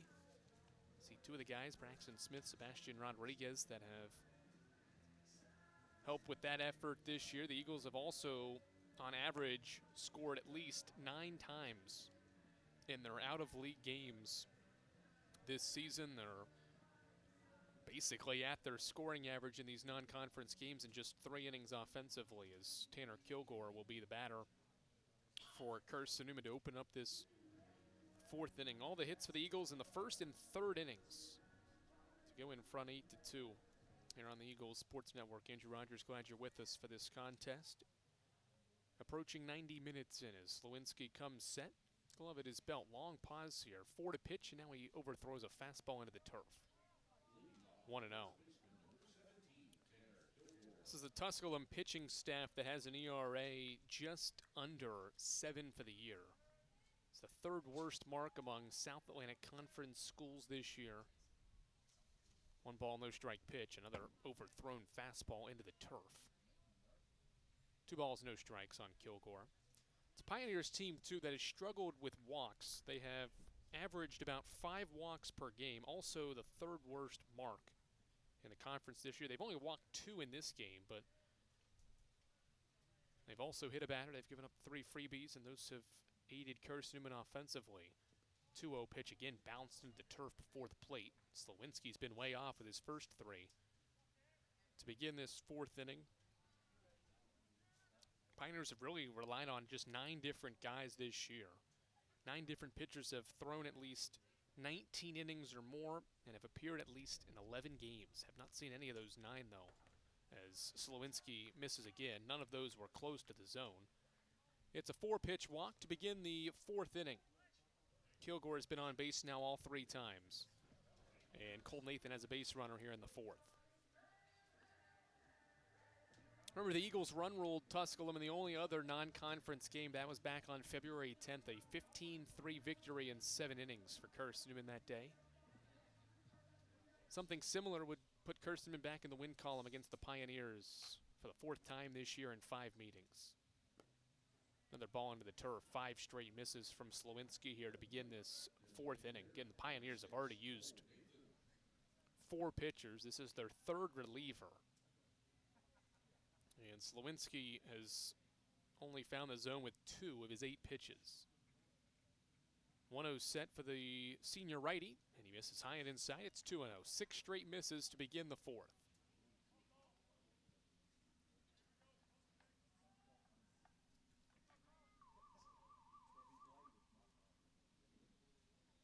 Nathan staying patient here at the plate. He's reached both times. 1st inning walk, 3rd inning single. 2-0. This ball's low. 7 straight misses from Slowinski. This is what we kind of saw, and that's what Slowinski struggled with in his start against the Eagles back on February 10th. Gave up 2 hits and walked 2 in the 4 batters he faced. And then eventually allowed 4 runs. Can he find the zone here? A 3-ball, no-strike count to Cole Nathan. 7 straight misses, and now 8. 1st and 2nd, nobody out. Well, I had mentioned walks were an issue for this Tusculum staff to begin the inning. And right on cue, they have turned out to be an issue for Slowinski. He's walked 2 to begin this inning. He's only found the zone twice in 11 pitches. And he'll have a visit with Jack Gagan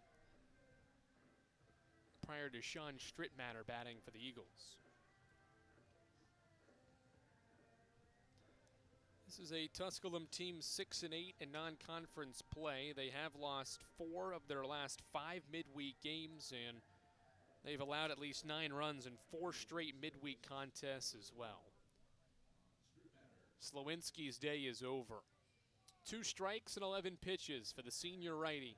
Couldn't find the strike zone, and now the Pioneers will go to the bullpen again in the 4th. They'll bring in a 4th reliever when we come back to Jefferson City. This is the Eagle Sports Network. Tri-Light is proud to support Carson-Newman Athletics. We salute the student athletes who are working hard to make great things happen on the field, in the classroom, and in the world. It takes vision, commitment, and teamwork, qualities we share at Tri-Light. Our mission is to provide life-changing opportunities by building a world-class fiber broadband network. If you'd like to learn more, please visit trilight.net or call us at 833-847-0824. We select our insurance companies the same way you do, very carefully. When you work with us, you can count on receiving fast, courteous, and professional service and quality protection through auto owner's insurance. For a no-problem approach for your life, home, car, and business insurance needs, ask us about the No Problem Company, Auto Owners Insurance. Call Bible Insurance Agency at 423-586-4320 or go by 1600 East Andrew Johnson Highway in Morristown, serving the Lakeway area's insurance needs since 1931.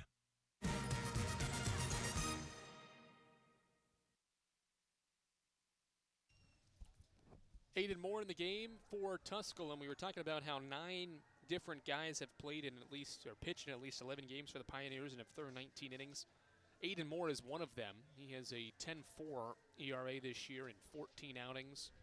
19 innings total for Aiden Moore. This is his 2nd season with the Pioneers, 31st career appearance, a 9.2 career earned run average for Aiden Moore. In his career, he's allowed runs in many of his outings, including in 7 straight outings this season. He's only pitched 1 scoreless game this year. That was 2 scoreless on March 10th against King. A 1-run loss for the Pioneers. So Aiden Moore takes over for Drew Slowinski, who is responsible for the first 2 batters to reach in this inning. Ben Randall was the first reliever. He got an out in the 3rd and allowed 4 hits, 5 runs. They're all earned runs to score, 1 walk, no strikeouts. Payne Ladd then entered the game. He got the 2nd out of the 3rd inning, gave up 3 hits, was charged a run, no walks, no strikeouts. Slowinski gets just the final out of the 3rd inning and then walks the first two of the fourth and is on the hook if the two runners on base would score in this 8-2 contest. Carson-Newman's hitters have not struck out in this game. It's been a low strikeout game, even though we're still early in it, fourth inning.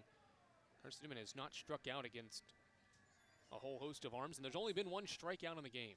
Drew Fletcher's first inning strikeout. All right, 2 on for Sean Strittmatter. Kilgore at second, and Nathan back at first for the Eagles, who lead 8-2, having scored the last 6. Or rather, last 7 in the game.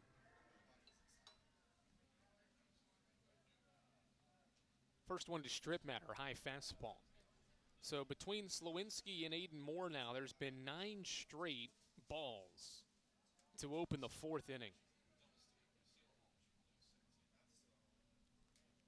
1-0 pause for Aiden Moore. Inside, 2 and out.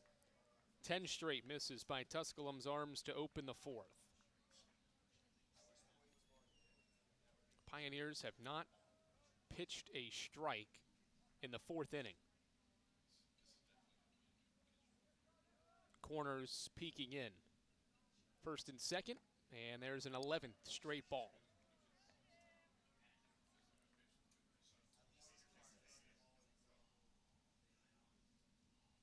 Aiden Moore pitching. Slowinski started with 8 straight balls. Aiden Moore has pitched 3 straight.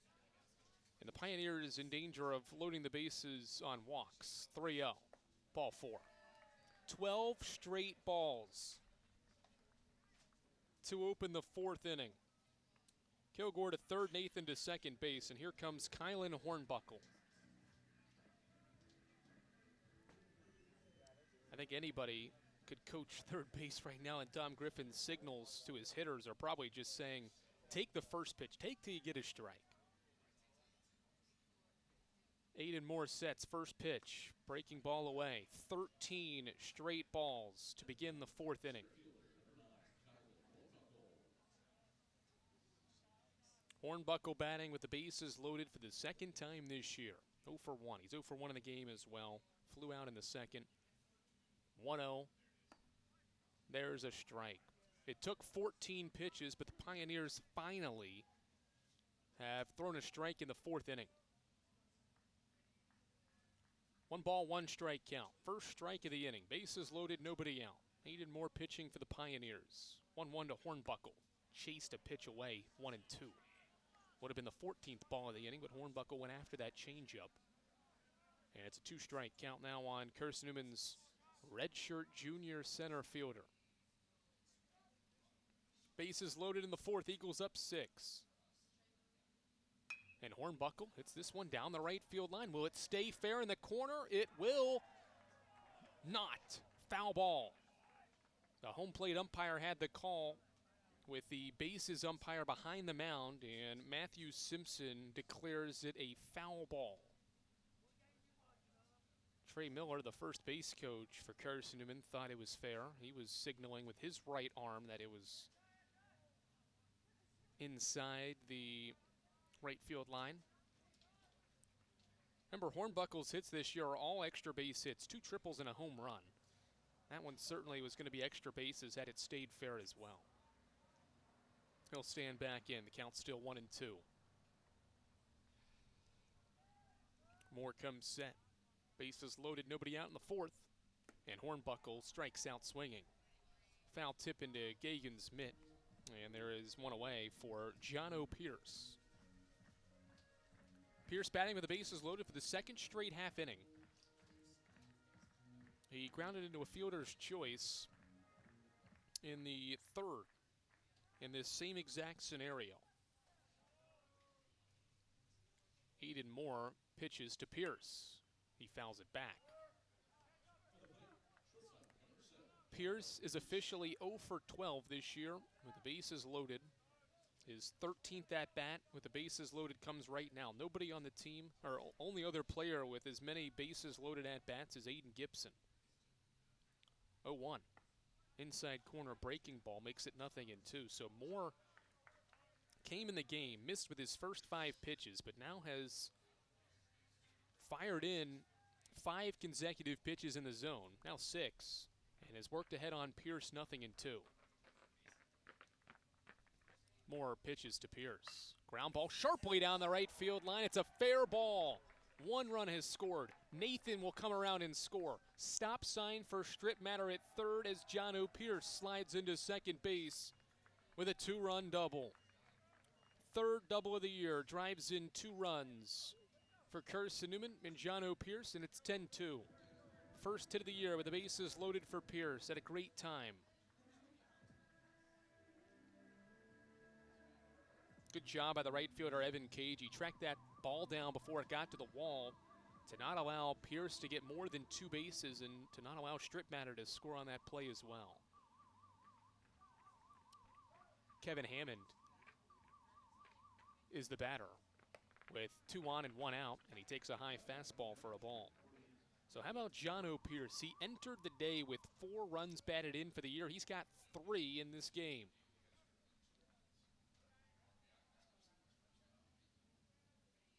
Hammond ahead 1-0 as Moore sets and pitches, breaking ball high. 2 balls, no strikes, and out on the board for the Pioneers.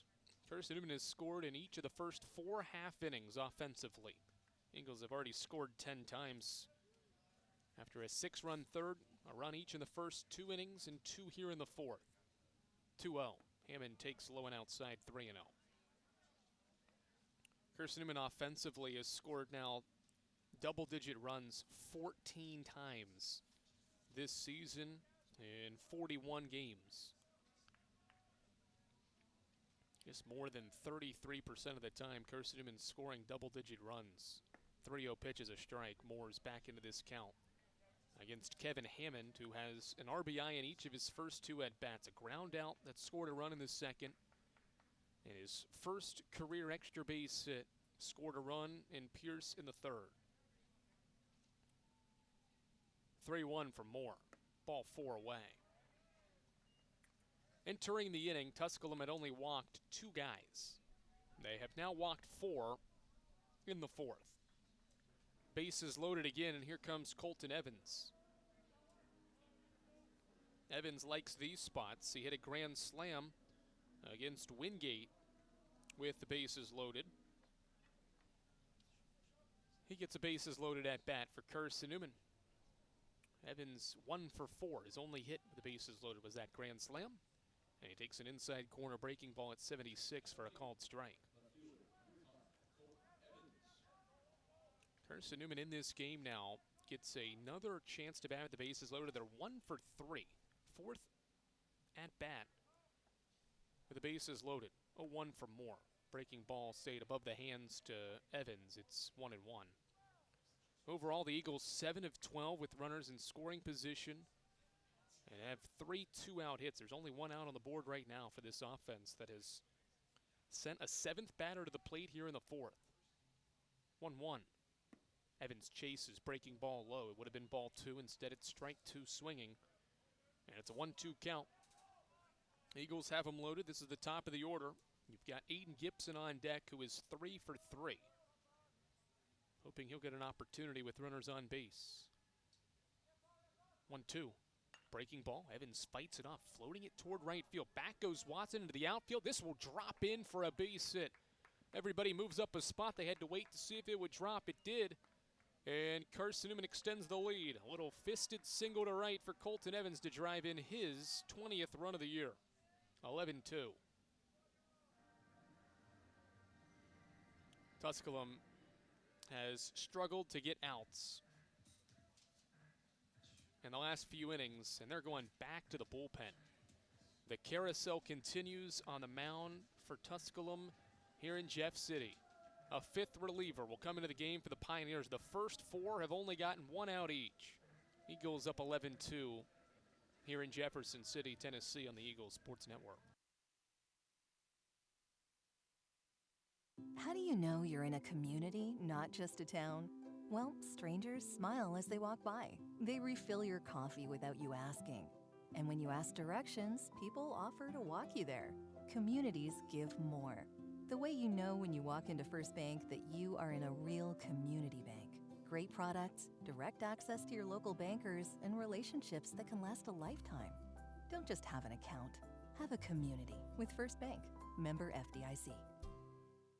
At InterDigital, we strive to be a leading provider of cutting-edge digital and marketing solutions. At InterDigital, we want to help our clients find success. Our team of technology gurus work together to ensure InterDigital continues to progress forward as technology advances. At InterDigital, we make technology work for you. Visit interdigital.com for IT support, web development, virtual tours, graphic design, internet marketing, mobile app, and film production services. InterDigital, laser focused on your success.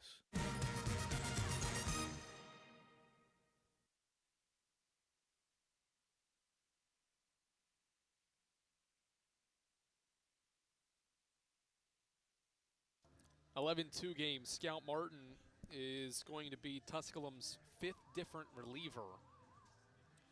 And this carousel has started since the 3rd inning.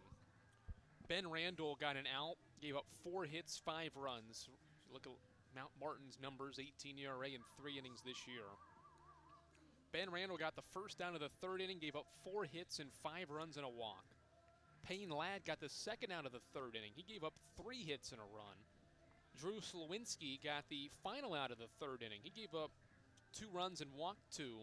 2 walks came this inning. And then Aiden Moore came in. He got the first out of this inning. Gave up 2 hits and a run and has walked 2. And has Tusculum's only strikeout in the game. And now he gives the ball to left-hander Scout Martin. Pioneers have just not been able to find consistency here on the mound in this midweek game. Ponte started this game, gave him 2 innings of 2-run ball in the 10 he faced. But since then, it's been a tough go for on the mound for Tusculum's staff. It's 11-2 Carson-Newman on the Eagles Sports Network. 9-run lead.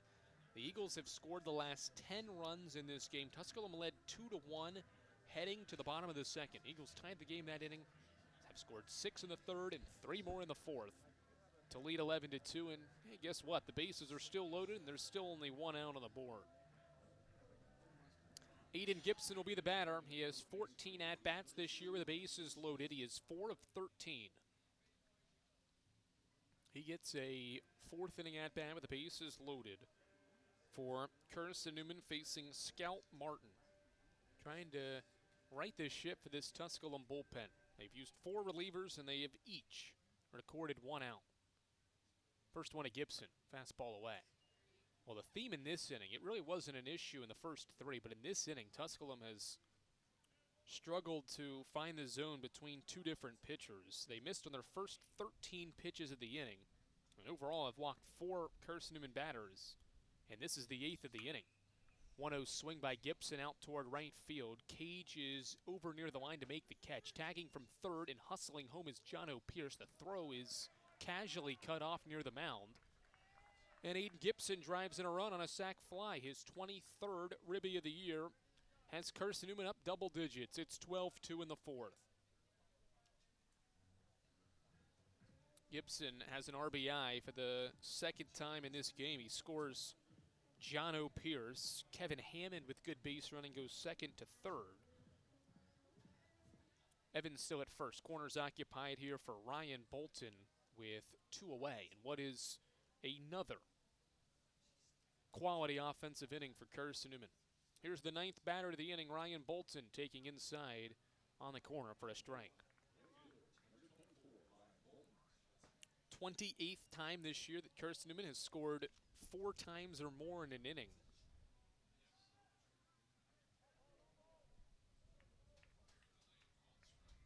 No balls and a strike, and now a pick to first base. But of now the 28 times the Eagles have scored 4 times or more, it's the first time this year they've done it in consecutive half innings.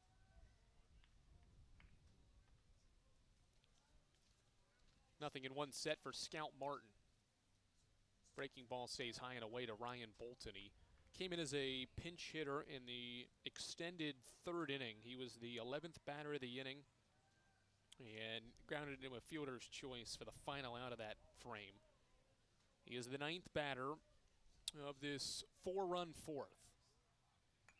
Foul ball back. It's a strike on Bolton, 1-2. Carson-Newman only has 2 base hits in the inning. 2-run double for Pierce down the right field line, and a bloop single to right for Colton Evans to score a run are the only 2 hits for the Eagles.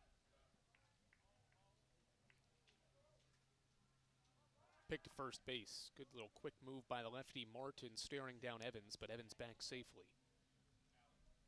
13 unanswered runs for Carson-Newman baseball in this midweek game against Tusculum. 1-2 count on Ryan Bolton. He takes outside.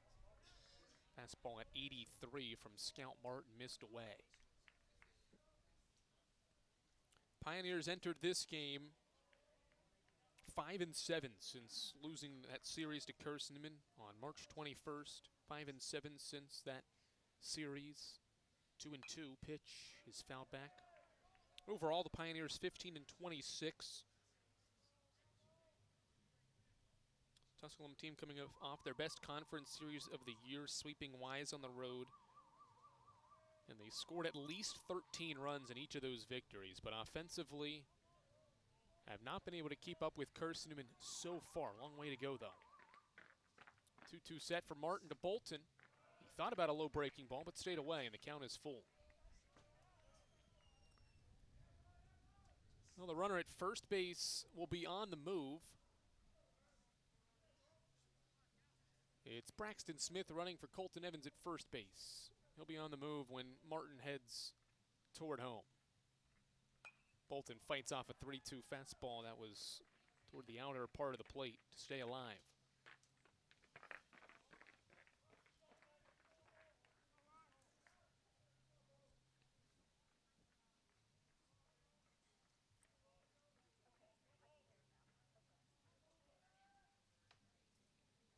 Three balls, 2 strikes, 2 outs. Eagles up 12-2. And Bolton strikes out swinging. Productive 4th inning for Carson-Newman. They score 4 times on just 2 hits. No errors. They strand 2. The Eagles have scored the last 11 runs in this game to lead 12-2 on the Eagles Sports Network.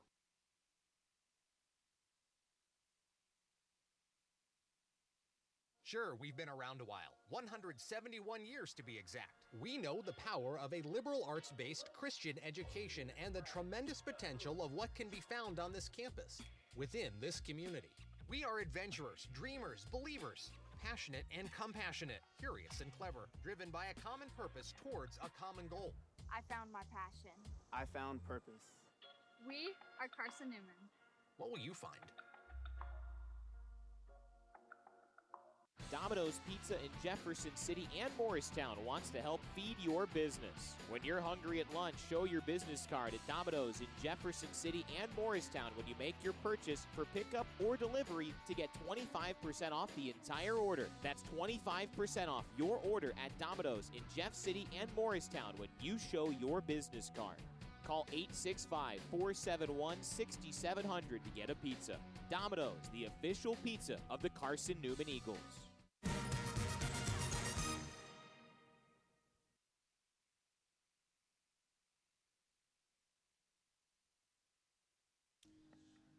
Redshirt senior right-hander Braxton Roberts to pitch for the 21st time in his Carson-Newman career, 6th time this year. The right-hander in 2 2/3 innings has allowed 8 runs this season, a 27 ERA, 5 walks, 5 strikeouts for Braxton Roberts. The redshirt senior from Sweetwater, Tennessee, has only recorded 1 out in his last 2 outings, but this season does have a scoreless outing and ended his junior season with 8 straight scoreless outings on the mound. And this is a pitcher as well for Carson-Newman that started his career with 6 straight scoreless outings. Trying to bounce back here for Carson-Newman on the bump. And his team's up 10 runs. It's 12-2 as we get ready to begin the 5th inning here on the Eagles Sports Network. Tusculum trying to break up a stretch where Carson-Newman has scored the last 11 runs in this game. It'll be Alejandro Ponte to try to lead things off for the Pioneers in this 5th inning. Here's Roberts' first pitch, inside and low for a ball. Ponte has to jump out of the way. In the first 3 innings, Tusculum got a base hit. A first inning single, second inning home run, third inning double to open up those frames. Failed to get the leadoff guy on in the 4th. As Roberts misses outside, it's 2 balls and no strikes. Roberts did pitch over the weekend, did not record an out, gave up 2 runs on no hits and a walk. Got a walk and a hit batter in his efforts on the mound over the weekend. 2-0 again. There's a fastball to Ponte for a called strike. Changes defensively for Carson-Newman. Braxton Smith came in as a pinch runner for Colton Evans. Smith stays in, will play center field, and Kylan Hornbuckle shifts over to left. 2-1. Ponte skies it out toward Braxton Smith. He'll get some run here in the field. Ranging to his left to make the catch on a fly ball from the freshman Ponte for the first out of the 5th inning. Eagles now have retired the last 4 batters on either a flyout or a line drive. One away for Caleb Mulcahy.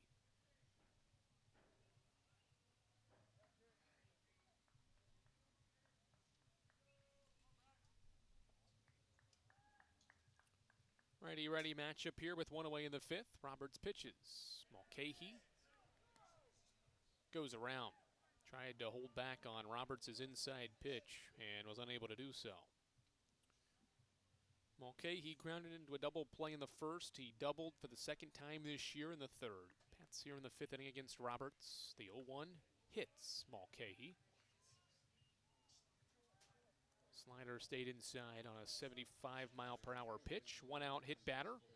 2nd time Roberts has hit a batter this year. Gives Tusculum a base runner with 1 away in the 5th. Eagles have 24 victories, or 23 victories this season, trying to get win 24. Swing and a miss. Big swing by Watson for strike 1. Carson-Newman has 8 games, counting this one, left in the regular season. So if Carson-Newman can win 7 of the final 8, they'll secure a 30-win season for the 2nd straight season under head coach Tom Griffin. Here's a ground ball left side. Gibson to his left, throws to 2nd for 1. Back across to 1st.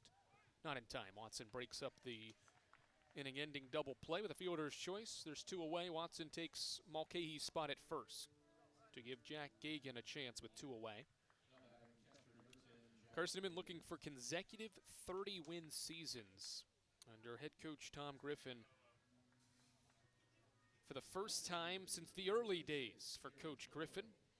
Eagles will go to the bullpen here with 2 outs in the 5th inning. Aaron Bobo coming in for the Eagles with 2 outs in the 5th in a 10-run game here at the Silver Diamond Baseball Complex. This is the Eagles Sports Network. Domino's Pizza in Jefferson City has deals for Carson-Newman students. Bring in your valid student ID when you order for pickup or delivery, and Domino's in Jefferson City will give you a steaming hot large one-topping pizza for $4.99. That's a large one-topping pizza for Carson-Newman students for $4.99 at Domino's in Jeff City. Call 865-471-6700 to order. That's 865-471-6700. Domino's, the official pizza of the Carson-Newman Eagles. Okay, let's see. I'm ready to do this. Carson-Newman. It's been around since 1851. Lots of flexible online programs. Wow. World-class accredited academics. A faith and learning environment with professors who really care about me. A top 10 best value school. Carson-Newman gives $48 million a year in financial aid. This is the perfect place. I'm in.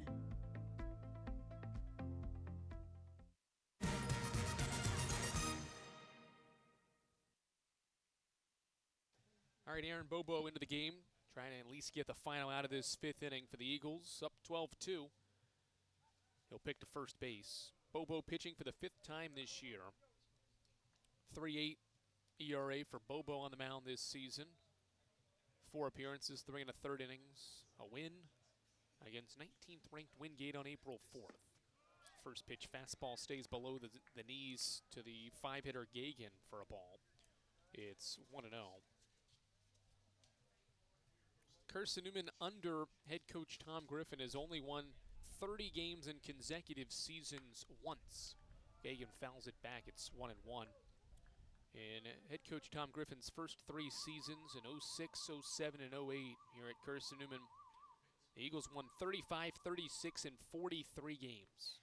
Last year they won 37 times. This year they've won 23. 1-1 set for Bobo. Fastball grounded toward third. Gibson on the run will throw to second for the force, and the play is made. Couple of fielder's choice, 5-4 fielder choices there in the fifth to close another scoreless frame for Carson-Newman's bullpen. The bullpen's thrown 3 scoreless frames to keep the Eagles in front by 10 runs exactly after 4.5.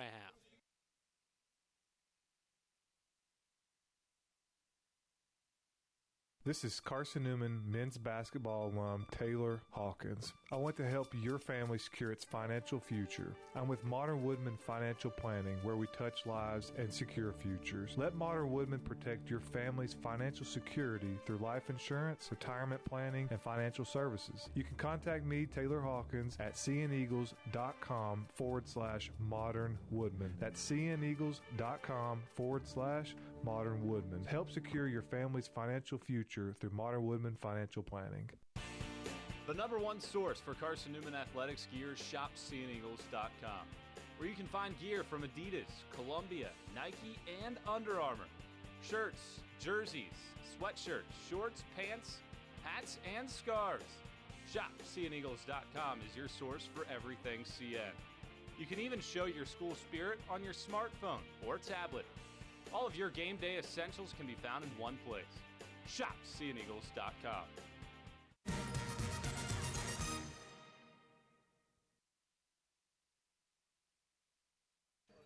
All right, Scout Martin back to the mound for Tusculum. He is the only Pioneers reliever to record multiple outs out of the bullpen in this game. He faced 2 batters there in the fourth and got both batters out, a strikeout and a sac fly.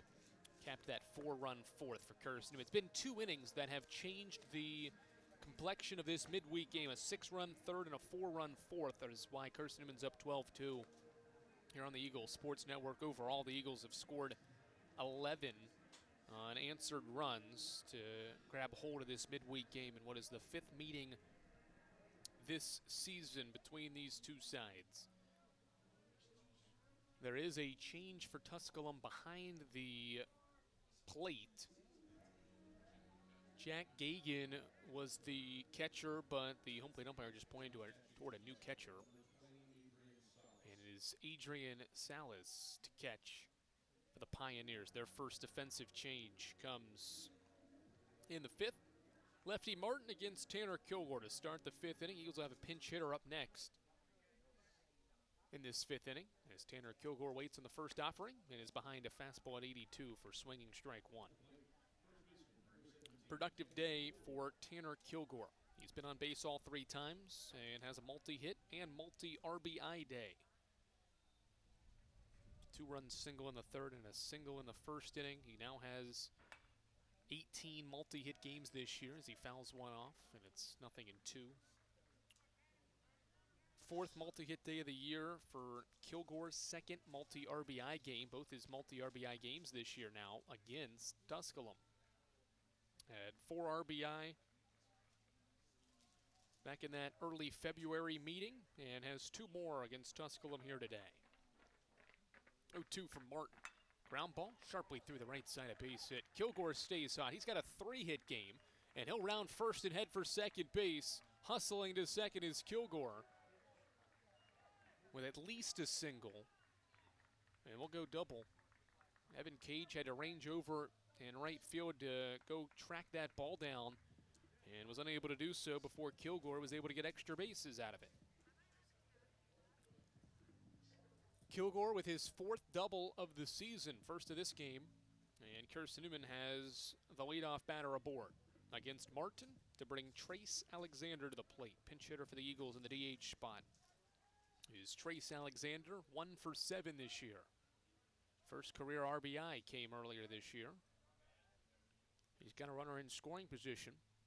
Ground ball, right side, base hit into right field. Kilgore will sprint around third. Here comes the throw from Cage. It's cut off. And it's a 2nd RBI for Trace Alexander in his Carson-Newman career. It's 13-2.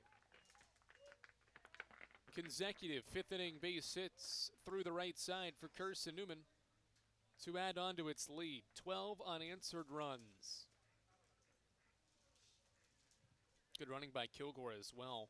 Not only to go to second base on that ground ball through the right side, but then to never stop running on that ball hit through the right side. to score from second. And now Sean Strittmatter takes below the knees for a ball. Strittmatter officially in the game 0 for 1. Fielder's choice, sack, bunt, walk in his 3 plate appearances today. He takes on the corner for a called strike, 1-1. Carson-Newman's offense now up to 13 runs on 14 hits. In this game, Carson-Newman's got 7 different guys to drive in a run and 8 different guys to record a base hit. 1-1. Liner foul by Strittmatter. And it's strike 2 on Carson-Newman's second baseman. The only starters for Carson-Newman, or starters that have not recorded a hit, are Strittmatter and then Hornbuckle on deck. Those are the only 2 Eagles to not record a hit that started this game.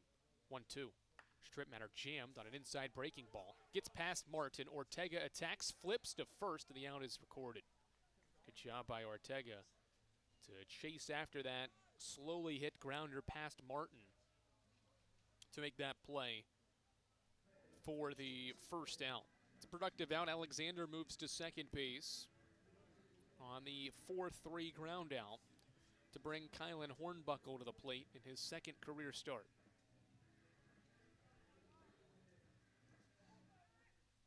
Oh for 2 is Kylan in this game. He struck out in the 4th. He's batted now in 4 straight half innings. And grounds one softly to short. Attacking the baseball is Mixa on the run. Throws out Hornbuckle just by a half step or so as Hornbuckle was hustling up the line. He nearly beat out an infield single. Instead, is thrown out by the shortstop Mixa for the second out. 6-3 ground out moves Alexander to third. And here comes John O. Pierce.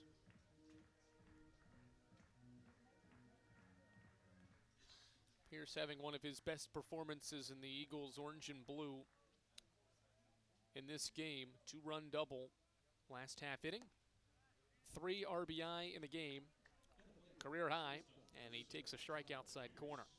Remember, entered the day with 4 runs batted in, has 3 in this game, including his 4th extra base hit of the year as well, that 4th inning double. He also bats for the 4th straight half inning and takes low and inside for a ball. Carson-Newman has scored in each of the 5 chances it has come to the plate in this game. 1 in the 1st, 2nd, and 5th innings so far. A 6-run 3rd and a 4-run 4th. Have Carson-Newman up to 13 runs to lead 13-2 as Pierce takes outside and low. It's 2 balls and a strike. The win potentially here for Carson-Newman would get them back above 500 at home with 4 more left in the homestand and in the regular season. 2-1 from Martin. Grounder to third. Goins initially waited on it, then attacked it and made a nice play with his glove, and then a good throw across retires Pierce. 3 consecutive ground outs follow 2 base hits to open the inning. Eagles had a run on Trace Alexander's 2nd RBI base hit of the year. It's 13-2 after 5 here on the Eagles Sports Network. When you're sick and tired of fast food and need a fresh home-cooked meal, turn to Lisa's Country Kitchen. Lisa's been cooking up her fresh, never-frozen food for the Lakeway area for more than 15 years. Lisa's cares about her customers. You may enter a stranger, but you'll leave a friend. From foot-long hot dogs to juicy steaks, Lisa's has the best food for the best prices. Lisa's Country Kitchen on Route 92 off Old Andrew Johnson Highway. The best food for the best prices. Serving East Tennessee for 40 years, Magaha Electric is the perfect choice for all your electrical projects. Magaha Electric specializes in commercial, retail, manufacturing, residential, and industrial contracting needs. Magaha Electric can provide superior service, technical know-how, and realistic budgeting for any size project in a timely, cost-effective manner. Visit MagahaElectric.com for all your electrical contracting needs. Magaha Electric, your East Tennessee electrical contracting source.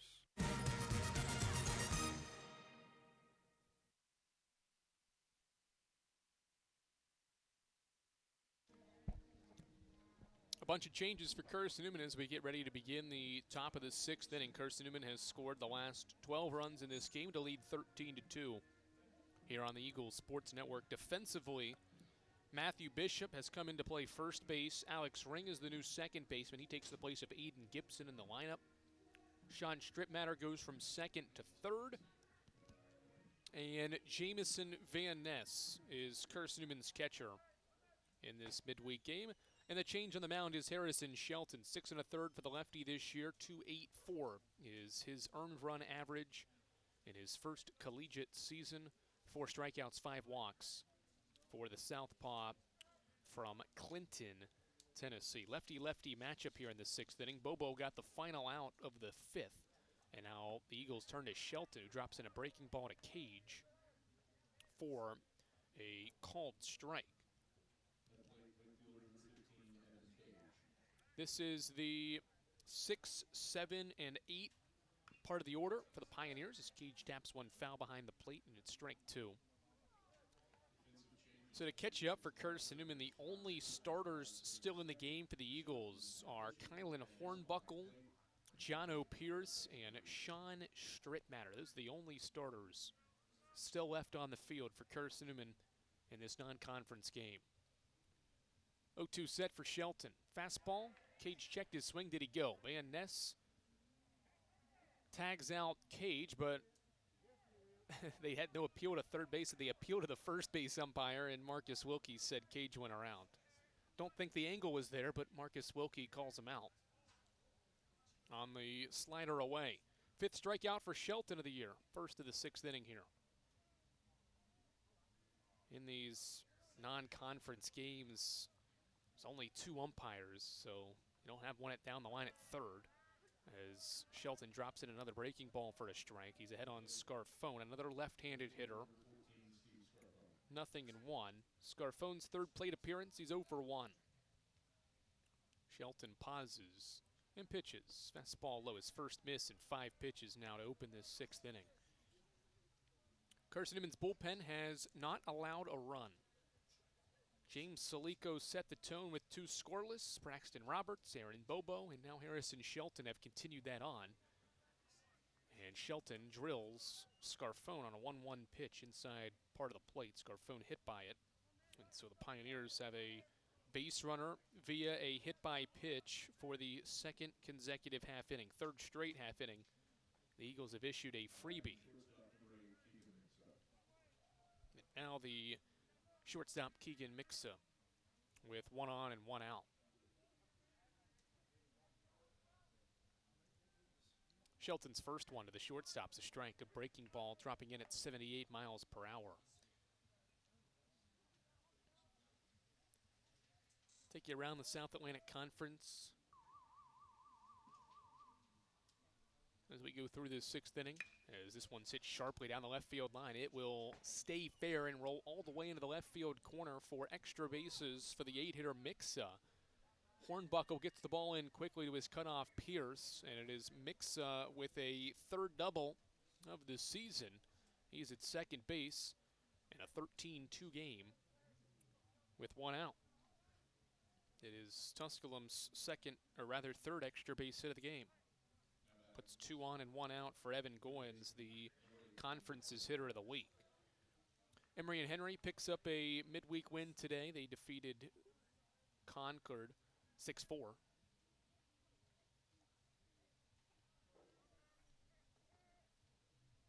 LMU looking strong right now against nationally ranked North Greenville. They're up 4-0 in the 4th inning as Shelton misses inside for a ball. Katapa's down a run to Mount Olive in the 6th inning. That's a home game for the Indians. Breaking ball low. Van Ness sees it get away to his right. Halfway down the line was Scarfone. He puts on the brakes. And he'll head back to third base. It's ball 2. Johnson University is defeating UVA Wise 10-3 in the 6th inning. All the other midweek contests are either just now getting underway, and we'll get underway around 6 o'clock. Belmont Abbey's playing the first of 2 with LR over the next couple of days. There's a line drive softly to right. Will this stay fair? It will not. Foul ball on a 2-0 pitch that would have scored 2 runs for Evan Goins. It is foul. for strike one. Francis Marion hosts Wingate today. North Georgia is hosting Anderson and Coker. Carson-Newman's next opponent is playing host to UNC Pembroke. Eagles have the Cobras coming to the Silver Diamond Baseball Complex for the final weekend series of the year. Senior Day will be Saturday as well.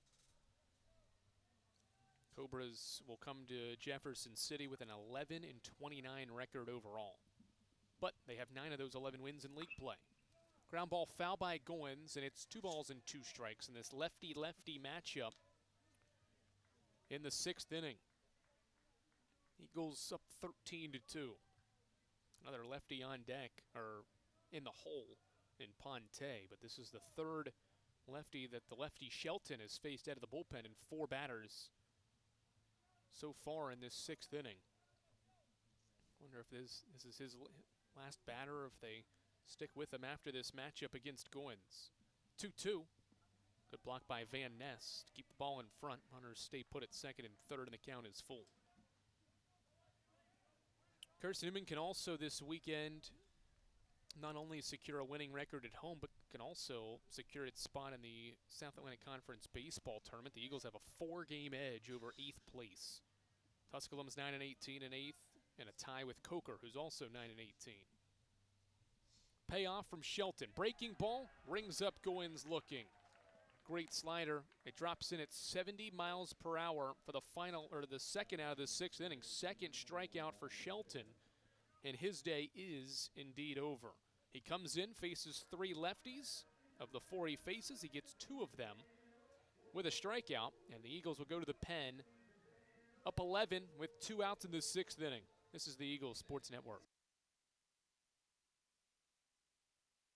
There's something about a small community that unites us, whether it's cheering on our favorite team or the way we come together in a crisis. Small communities are made up of people with big hearts. We're dedicated to hard work and innovation through sunny days and stormy nights. AEC is always here, powering the people and the places that make our community a spectacular place to call home.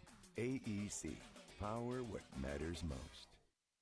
Insurance, it's about people, not things. It's about security. It's about confidence. It's about relationships. It's about trust. It's about you. As a local independent agent, Bible Insurance Agency can design an insurance program that's just right for you and your family. Give the people you love safe, sound, secure protection from Auto Owners Insurance. Call Bible Insurance Agency 423-586-4320 or go by 1600 East Andrew Johnson Highway in Morristown.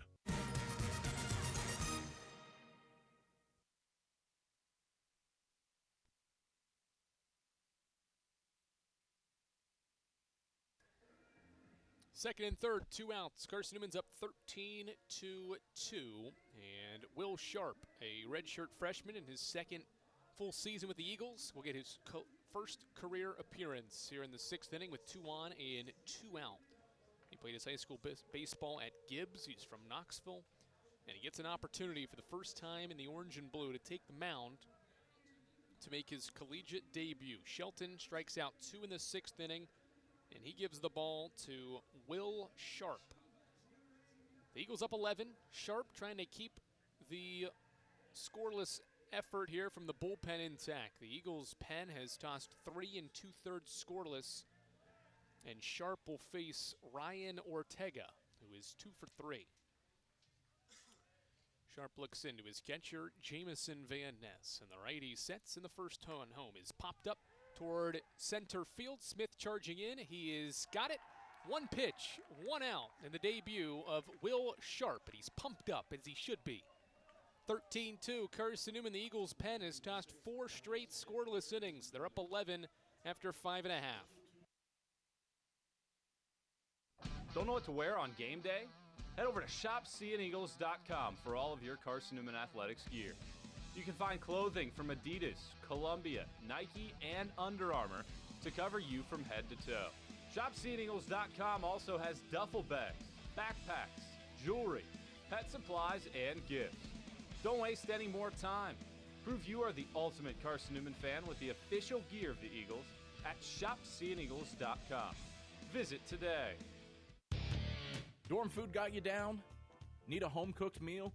Then Lisa's Country Kitchen is for you. Lisa's Country Kitchen has been feeding Carson-Newman students for 15 years. Lisa's has a family-friendly atmosphere all day long, from the morning with her $2.99 breakfast specials to dinner with Lisa's fresh, never-frozen steaks. Carson-Newman students get a 10% discount with their student ID. Lisa's Country Kitchen on Route 92 off Old Andrew Johnson Highway. The best food for the best prices.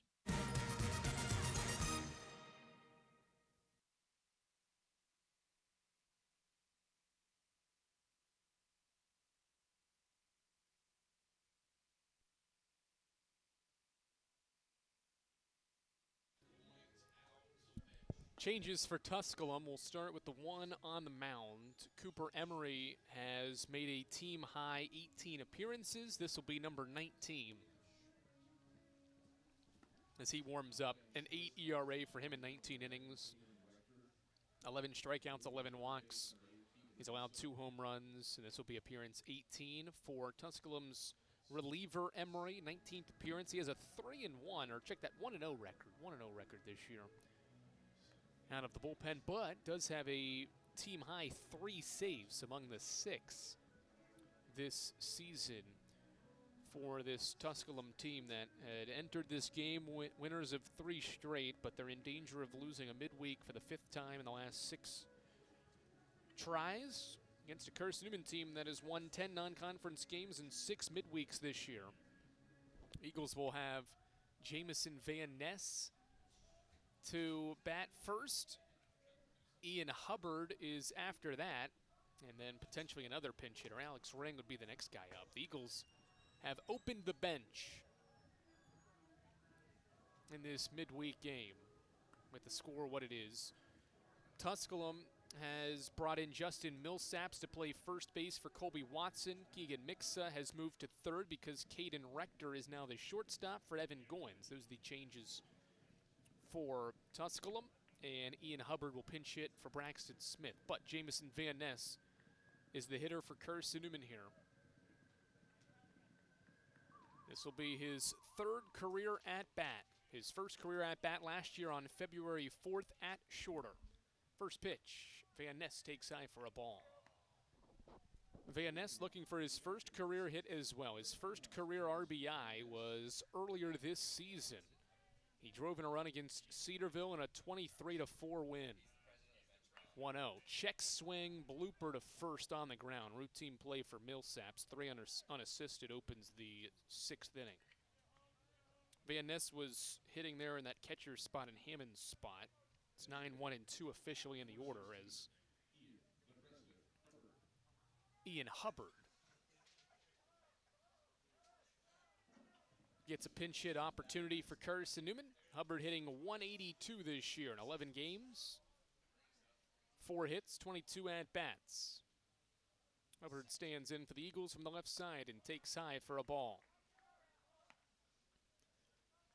Hubbard getting action for the 2nd time in the last month. He had a pinch hit opportunity against Shorter last March, in March 24th against Shorter. 1-0. Swing and a drive towards center field. Back goes Mulcahy to the wall. Hubbard gives it a ride and leaves the yard. A first career home run for Ian Hubbard here in the 6th inning. Increases Carson-Newman's lead to 14-2. Hubbard drills it 98 miles per hour off his bat and has his first career long ball. And a much-deserved celebration with his teammates who could not be happier. How about that moment for Ian Hubbard? His 2nd career RBI as well increases Carson-Newman's lead. It was a low fastball that he had to drive to straightaway center, and he did. And now Alex Ring gets to bat.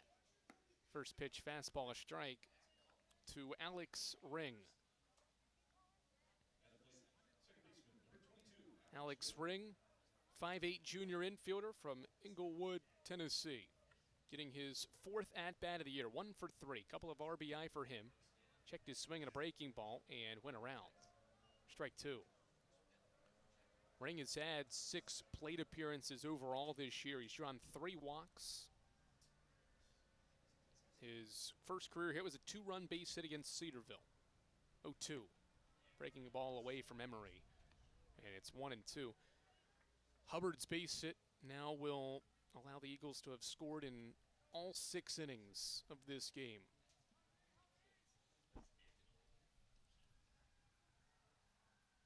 One-two. High fastball. Ring stays away. Count evens up. 2 balls, 2 strikes.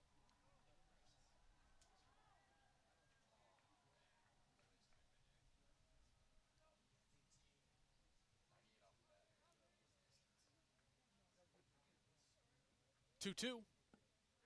Called strike 3. Ring rung up on strikes for the second out of the inning. And Ryan Bolton in the 3 spot of this Eagles order will bat next with 2 away. Tusculum's second strikeout as a team.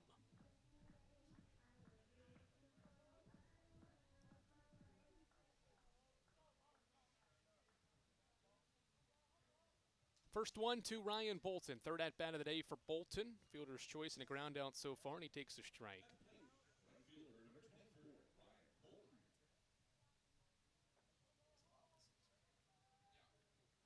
Eagles have used 16 different position players in this game. Bolton hits one in the air right side. Millsap's going up the hill. Won't get to it. Strike 2. The only starters still in the game are John O'Pierce and Sean Strittmatter, along with Kylan Hornbuckle. There are 3 Eagles starters that have stayed in the game.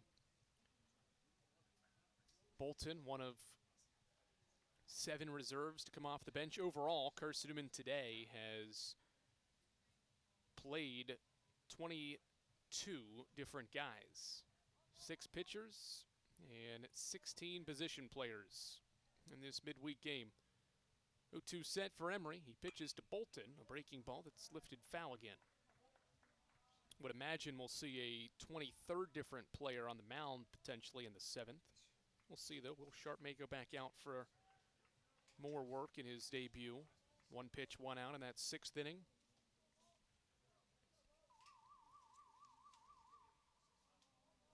The ball's 2 strikes on Bolton. He takes high for ball 1, 1-2 count.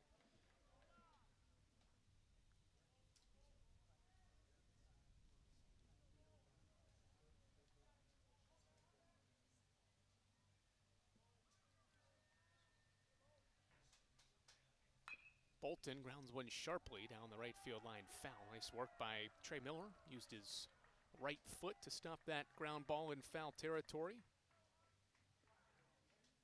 Count stays 1-2. Bolton battling here with 2 away in a 14-2 game. Carson-Newman has scored the last 13 runs and has totally taken control of this non-conference game. 1-2.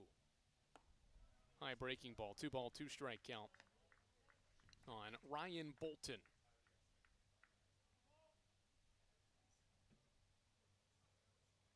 Bolton fell behind 0-2, has fouled a couple of pitches off, and now has worked it even. Trying to give Matthew Bishop a chance in the on-deck circle here for his first at-bat of the game. 2-2. Bolton behind a fastball at 85, and it ends the inning. Cooper Emery with back-to-back strikeouts, but not before Ian Hubbard's first career bomb increases Carson-Newman's lead to 12. It's 14-2 as we head to the final frame potentially here on the Eagle Sports Network.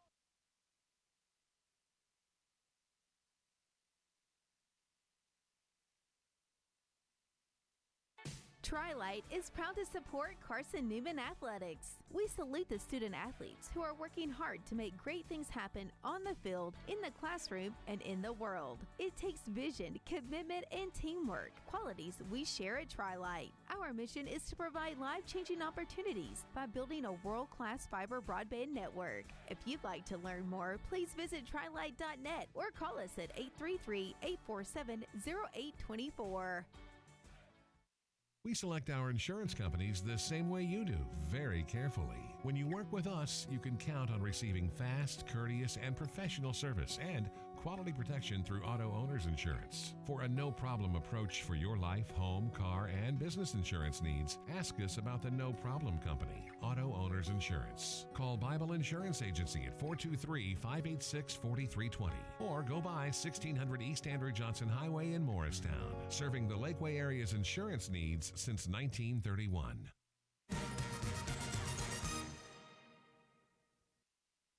Carson-Newman's 23rd player used in this game is Eli Norris. The senior right-hander has not pitched in a week, did not pitch this last weekend against Mars Hill. He'll go back on the mound and get some work here in the 7th. 5.7 ERA for Norris for what will be his career best 20th appearance, most appearances in a season in his Carson-Newman career as he toes the mound for the Eagles here in the 7th inning.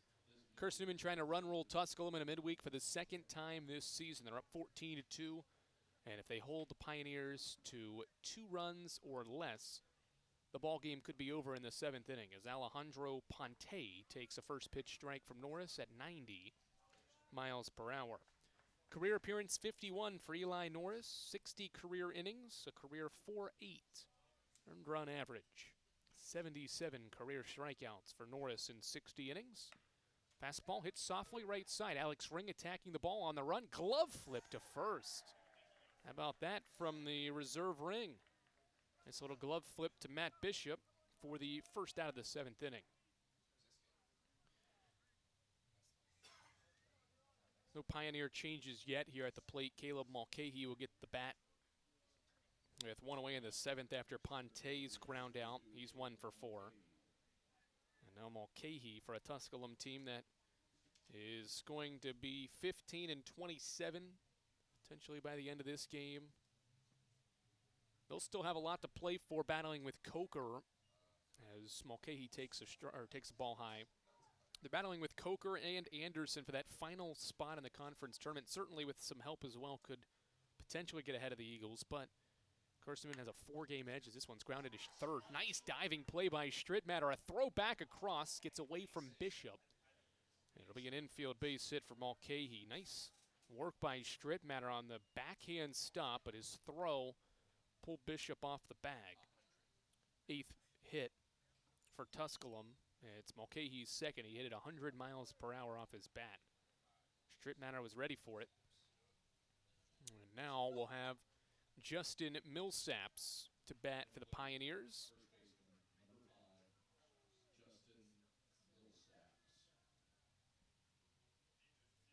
.190 average for Millsaps. 4 hits, 21 at-bats. Getting his first chance here after coming in for Watson in the 6th. Norris comes set. First pitch. Inside corner strike.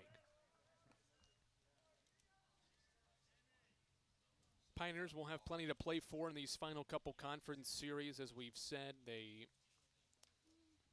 won't have the tiebreaker on Carson-Newman as the 0-1 is hit back up the middle. This one will bounce its way through the infield for a base hit. So a couple of singles here by Mulcahy, and now the reserve Millsaps have put 2 on. And the Pioneers will bring another new bat to the plate. And Adrian Salas, he came in as a defensive replacement and will now bat for the first time this season.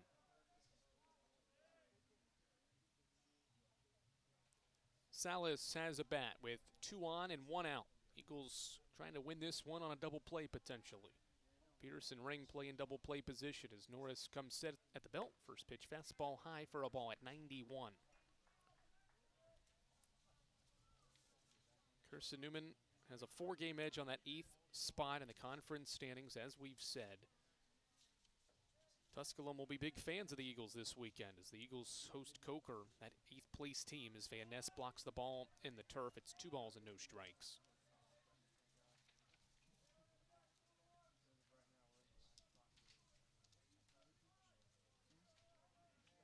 Anderson, a game back of 8th place with Coker and Tusculum. They're 8-19 are the Trojans. 5 back of Carson-Newman for 7th. Wide discrepancy in the standings from 7th to 8th. 2-0. Norris's breaking ball stays outside. It's 3 balls and no strikes.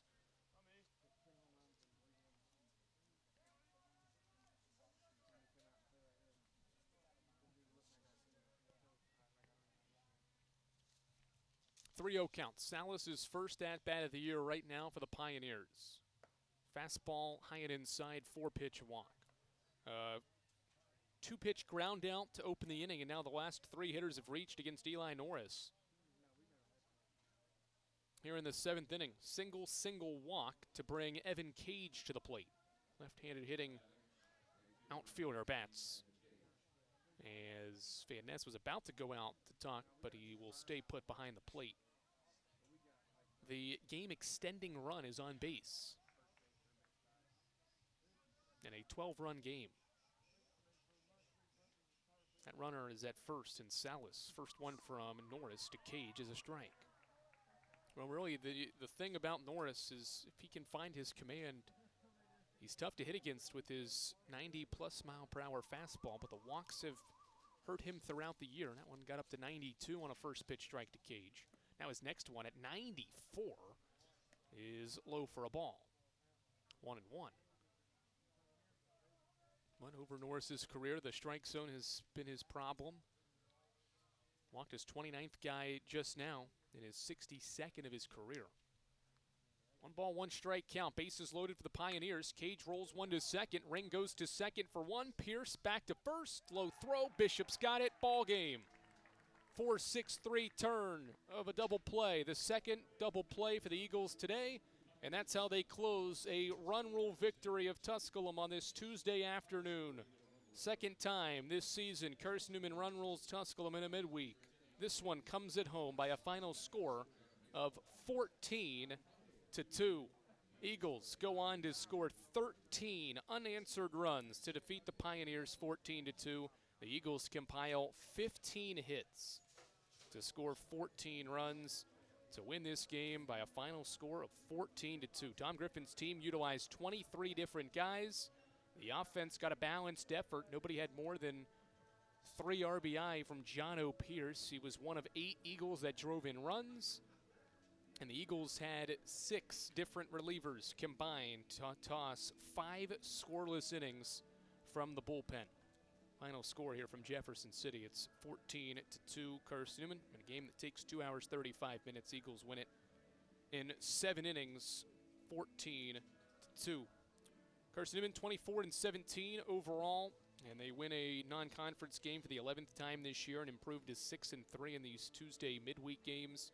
Tusculum drops to 15-27. They're now 6-9 in non-conference games. Eagles back above 500 as well here at home, improving to 11-10 and snapping a 2-game home losing streak as well with this victory. This win starts a 5-game homestand here for Carson-Newman to wrap up the 2026 home slate. The Eagles started off with a bang by run-rolling Tusculum 14-2 here on the Eagles Sports Network. James Salico gets his first career victory with those 2 scoreless innings. He set the tone for the bullpen's 5 scoreless. In this 12-run victory, Ben Randall suffers his first loss of the year. He was the first of 5 Tusculum relievers. Randall allowed 5 runs in the game. Once again, the final score in the first of 5 during this Carson-Newman homestand. It's Tusculum 2, Carson-Newman scores 14 to win by 12. Eagles back at home Friday afternoon to start a 3-game series here at home. Final home series of the year brings the Coker Cobras to town. Carson-Newman softball is at home tomorrow to continue our home-heavy week here on the Eagles Sports Network. The Carson-Newman softball team back at home to host Emory and Henry. First pitch at 1 o'clock with Matt Scalzo on the call here on the Eagle Sports Network. We'll talk to you tomorrow. Carson-Newman baseball starts this 5-game homestand with a 14-2 run roll victory of Tusculum. This has been the Eagle Sports Network.